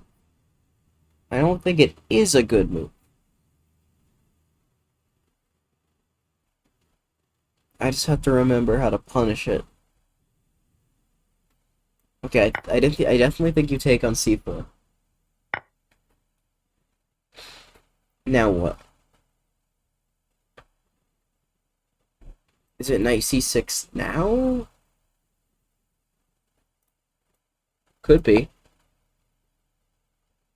Yeah, I don't think this setup is good for white. Like bishop E3, and maybe takes, give a check. Wow, he just took the pawn. He could do that. He could just take that. Oh, so he could just take it. Okay. I mean, I could just check and win it back. Is it the best move, though? I mean, it might be. It's probably the safest move. I mean, it's definitely the safest move. You know, let's just... Listen, we've been getting a bit too greedy in trying to create these masterpieces. I had an opportunity for a masterpiece last game and missed mate in two. It would have been beautiful. Maybe if I was playing with the normal piece set, I don't miss that. Yeah, no, it probably doesn't affect me too much, but some of them definitely do mess with my head.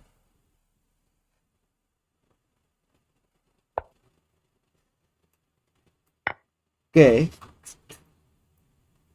It's endgame time. Objective: beat 2138 in an equal endgame, in an equal Caro-Kann endgame. To complete the 12-piece set and end the stream. Let's do this.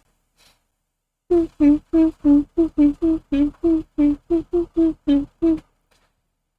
wish there was like epic music playing. It's like a montage, me like playing moves. One end game. One win. 12-piece sets. This is the Super Bright Stream Series. SSS.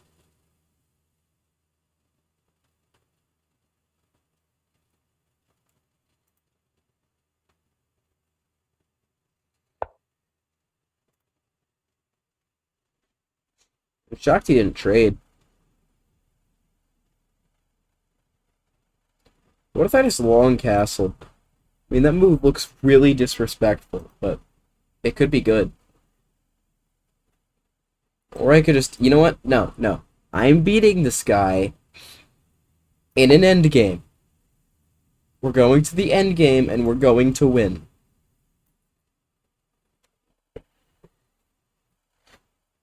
Here we go. This is our endgame. We're gonna grind him down. We're gonna end the stream.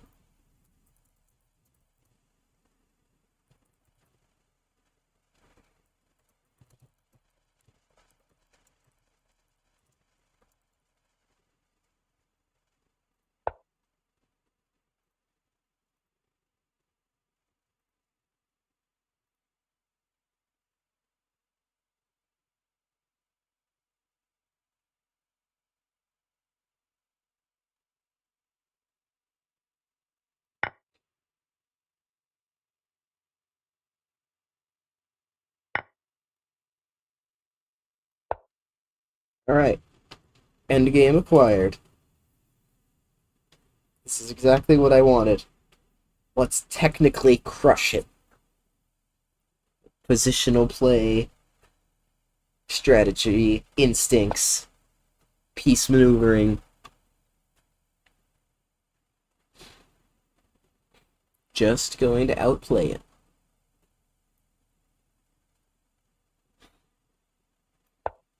Okay. D5 square looks really good for that knight. Or the F5 square. D5 or F5. They're both very well controlled. Actually, if he isn't careful, even G6 is very strong.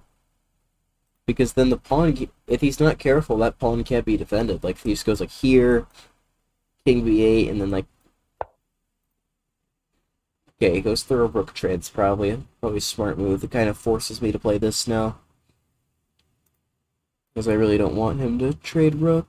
Actually, is this so bad if I just go and try and win the pawn? I mean, what are the drawbacks? Are there any drawbacks? Oh, well, of course he can just move here and kind of tactically defend things. Okay, I think it's again positional. We don't we don't need the flashy tactic. We're gonna grind him down with superior pieces, superior positioning, and patience.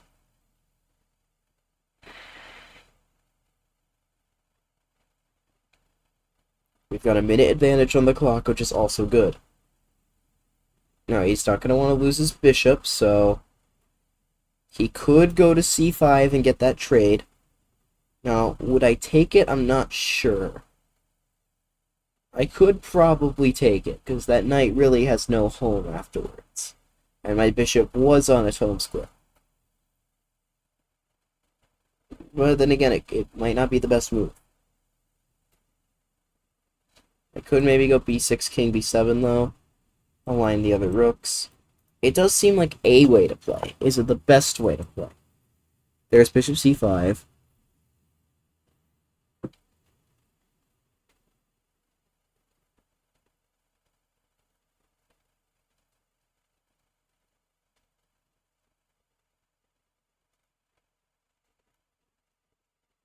See, if I take, what's there to stop him from getting to d6? And then he is the superior knight position. I need to delay that for as long as possible. Or just never let it happen. I could go f6. I could go b6, king b7 now. I can't draw arrows still.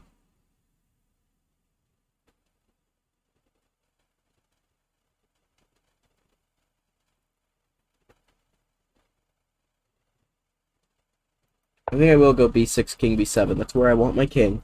That's where it's safe. If this trade happens, that only helps me. Okay, he's helping me out. This pawn is still very weak. And now he no longer has easy access to that square.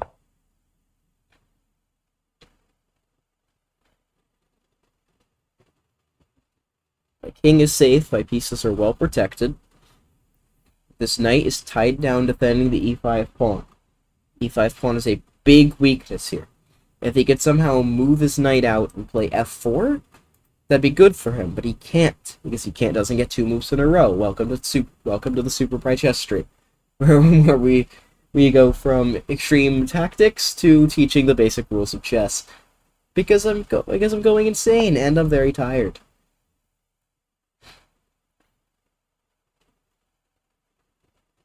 Alright, now how do we make progress here? We could shift our rooks over. That's looking like a possibility. I could try to trade a pair of rooks. Oh, I keep right-clicking. I could try to trade a pair of rooks and get that e5 pawn. Because, as I said, that is a super big weakness. And if he does nothing, I can get into d3 potentially. Even if he does something, I can still get into d3. Yeah, this seems like a good move. Alright, knight f4. And it's important that I have the d3 square. Rook d6 looks like a good move, but I think knight d3 is really strong. He might miss that, because the x-ray defense is there, and I'm putting a double attack on this pawn, and then I think I'm winning it. So you can't play a move like rook d6. Actually, you might have, because that knight's hanging.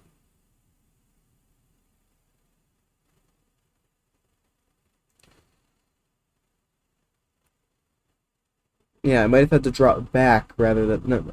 No, that also wouldn't work. What would I have had to do? Oh, yeah, maybe just take it and then go and win the pawn. Yeah, sometimes chess isn't that complicated. Yeah, do I just go to d3 now? Seems like it's got like a giant red arrow pointing at it saying, go here! Go here, you're winning if you go here! Just play knight d3, you idiot! Stop thinking! Oh, that's what it's telling me. So, I'm going to play knight to d3. Because I'm gonna take pawn. And the pawn has been a weakness the whole game. Ever since he took on c5, that pawn has been a permanent liability in the white position. The knight has been tied down, and now I'm gonna win it. I got two attackers, I'm attacking the rook, and the rook cannot defend the pawn. What is he gonna do? Probably attack the knight, try to double up, or maybe go here and double up on this file.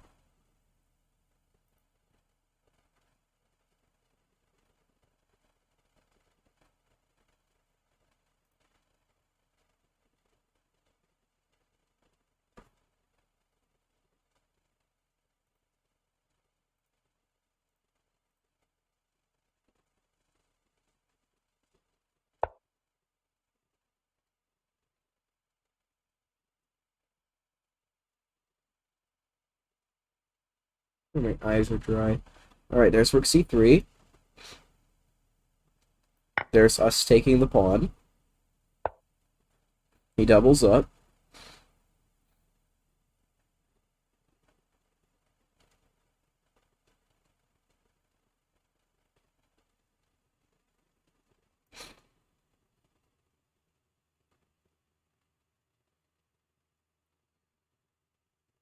Right. I absolutely do not believe you can take this one instead. Because then I can just trade all the rooks. If I trade all the rooks, I'm just gonna win. Like, that knight endgame has to be winning.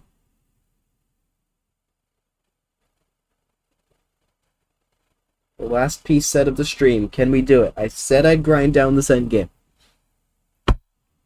Can I deliver on that promise?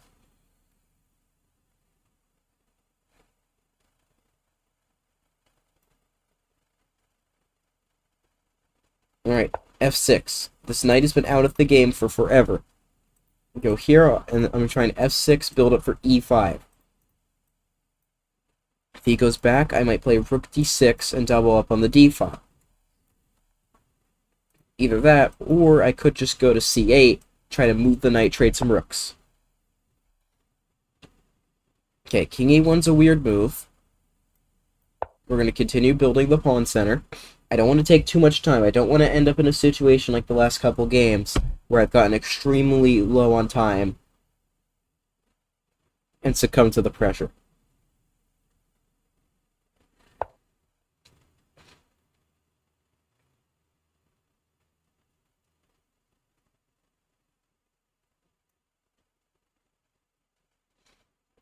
Okay. Let's go for trading all the rooks. We're going to plant our knight on that wonderful square. He's going to have no choice but to trade at least one rook. And then we're going to win, win from there. Again, I don't want to spend too much time. The time to think will come.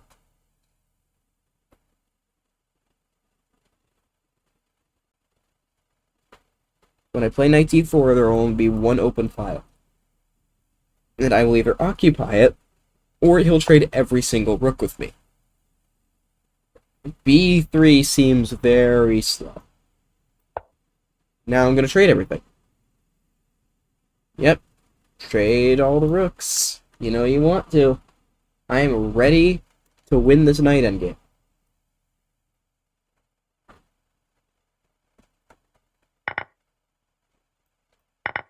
Alright, let's go. Here we go.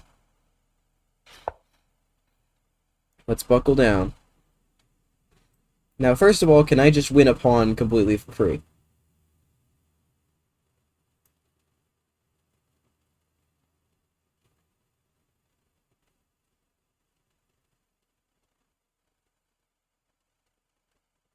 I think I can win a pawn for completely for free.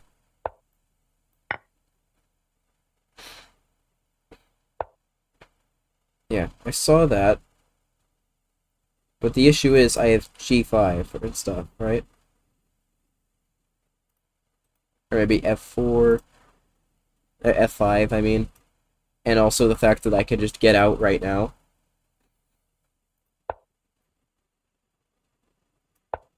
I mean, it's a long road, but we make it out. And making it out. In fact, now this knight is trapped, which is pretty funny. Wait, so if I just like also, no, I'm too slow. But I mean, if he plays this, if I like also walk up.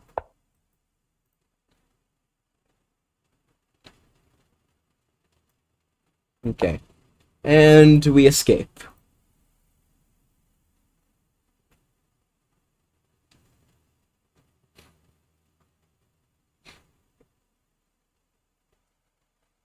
He tries to keep me, like, pinned. Like, the king still can't go to any of these squares.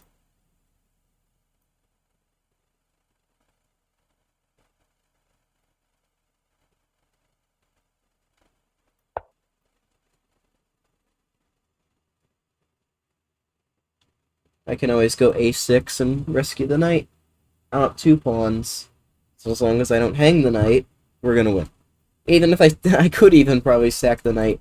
If I get 2 pawns for it, that's probably also winning.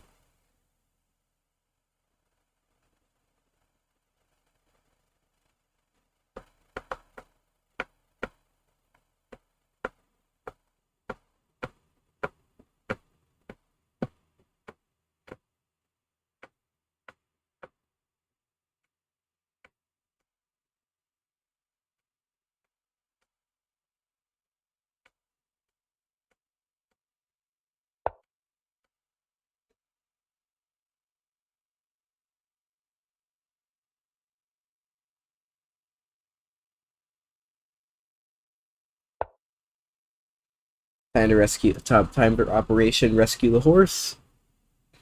If knight a4, just king c6. No way to stop me. I'm just up 2 pawns. And just like I said, grinding him down in that endgame like it's nothing. Pristine technique. Just technique and positional play. The end game is once again my strongest suit. And I'm really happy with this. You know what? I am happy ending the stream like this with just a good, solid game that I called the whole way. Oh, thank God, because if I like threw this game, I was never gonna hear the end of it.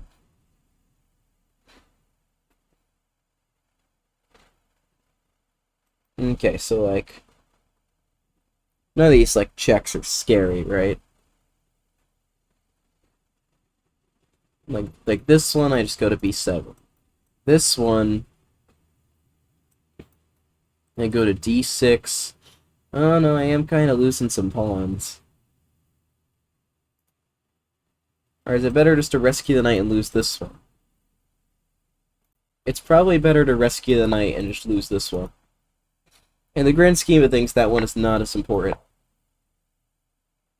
He'll probably go here, I'll go here, and now I have the knight is finally returned from its journey, and it has new targets.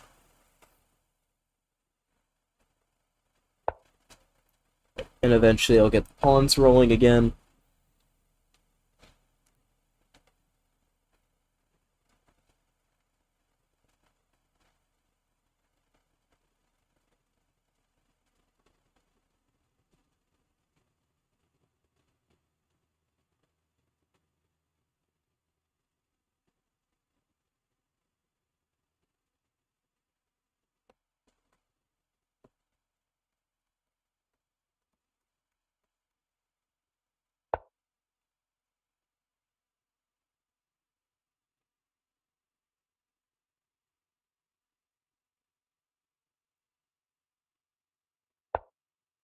There you go, just a nice stabilizing move. I was a bit scared of F4 there, but I just bring the king up.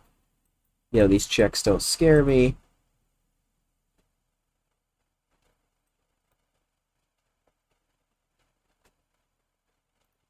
Okay, maybe F4 was a little scary, but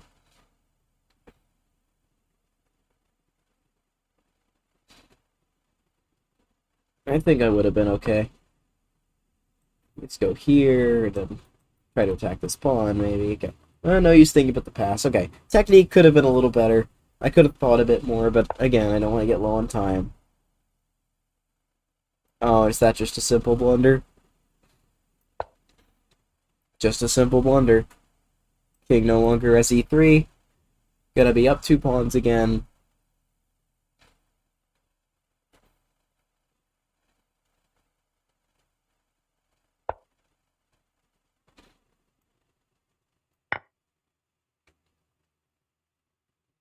Two pawns. He has no counterplay.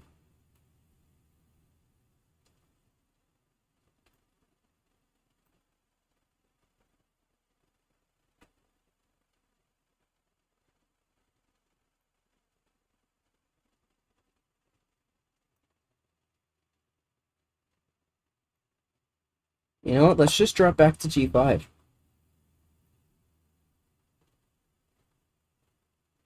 Just kind of stopping him from infiltrating.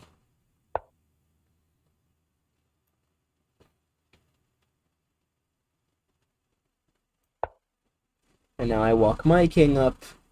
I could feast on these pawns, or I could go over here. Really depends on how I'm feeling. It's all winning. Stream's about to be over, guys. Oh, thank God. I've been streaming for almost 4.5 hours. I can't imagine what the last stream's gonna be like with the literal checkerboard. Like, my God.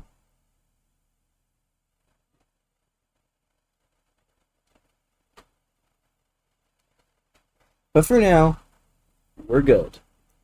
I think the pixel pieces are in the next one, which I've been excited to play with those. Yeah, I think next session we'll have the pixel pieces, which are fun.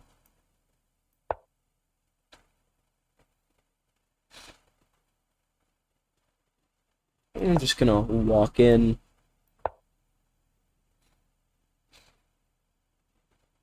Walk in, feast on the pawns.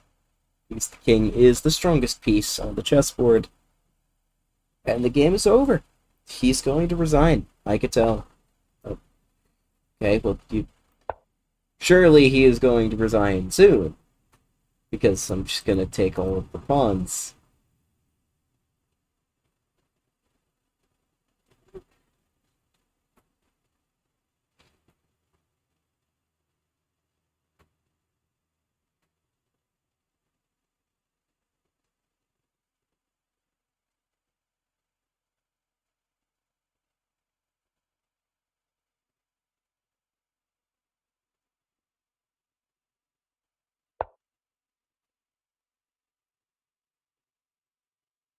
What was that all about?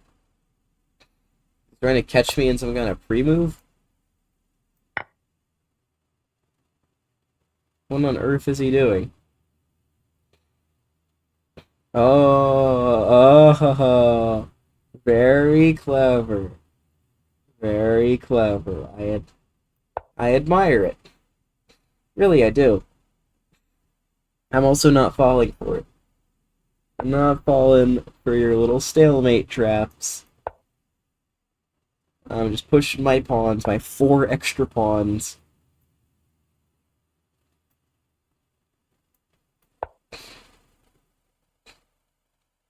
I can even afford something like knight d8, yeah. It's just over.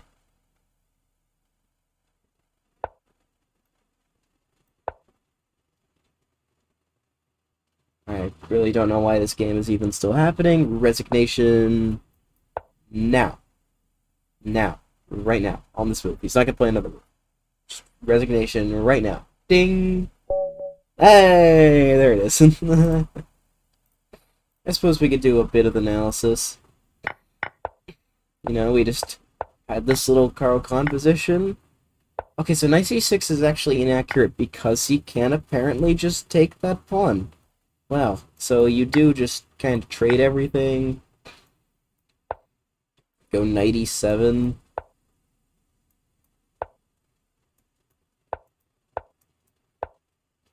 Apparently this is just like a thing. And then this is the endgame you play. I mean, I'd be fine with that endgame too. I mean, what happened in the game is I just kind of did this. Okay, so queen e2 is the reason why this isn't as strong. I could see that. But I also don't see why I can't just play normal moves. Okay, well, queen a5. Knight b5. Forcing me to play king f8 for some reason. Because of knight d6. Okay, so queen c2 defending the pawn. That's why. Long term. He goes here. And then, yeah, this endgame is just better for black. And I immediately screwed up. Wow, I'm just here talking and saying, wow, I actually played a good endgame for one. Nope, I cannot play well. That's not allowed on stream. How did I just, like, forget how to play chess? But it's fine, because now that my knight got to d5, I do know how to play chess, and... Okay, and now I'm actually maneuvering perfectly. Going to d3. Building up a pawn chain. Okay, well now this is actually good chess. You know, I blundered something extremely silly. Okay, apparently knight c3 is, like, kind of holdable. But yeah, no. My knight gets out. Knight d6. And yeah, I was kind of scared of f4. Wow. I really did not play as well as I thought I did. But at the end of the day, and just to show you the one last trap he set, he sacked all of his pieces so that if I took this, the game would end in stalemate, as all of these squares are covered.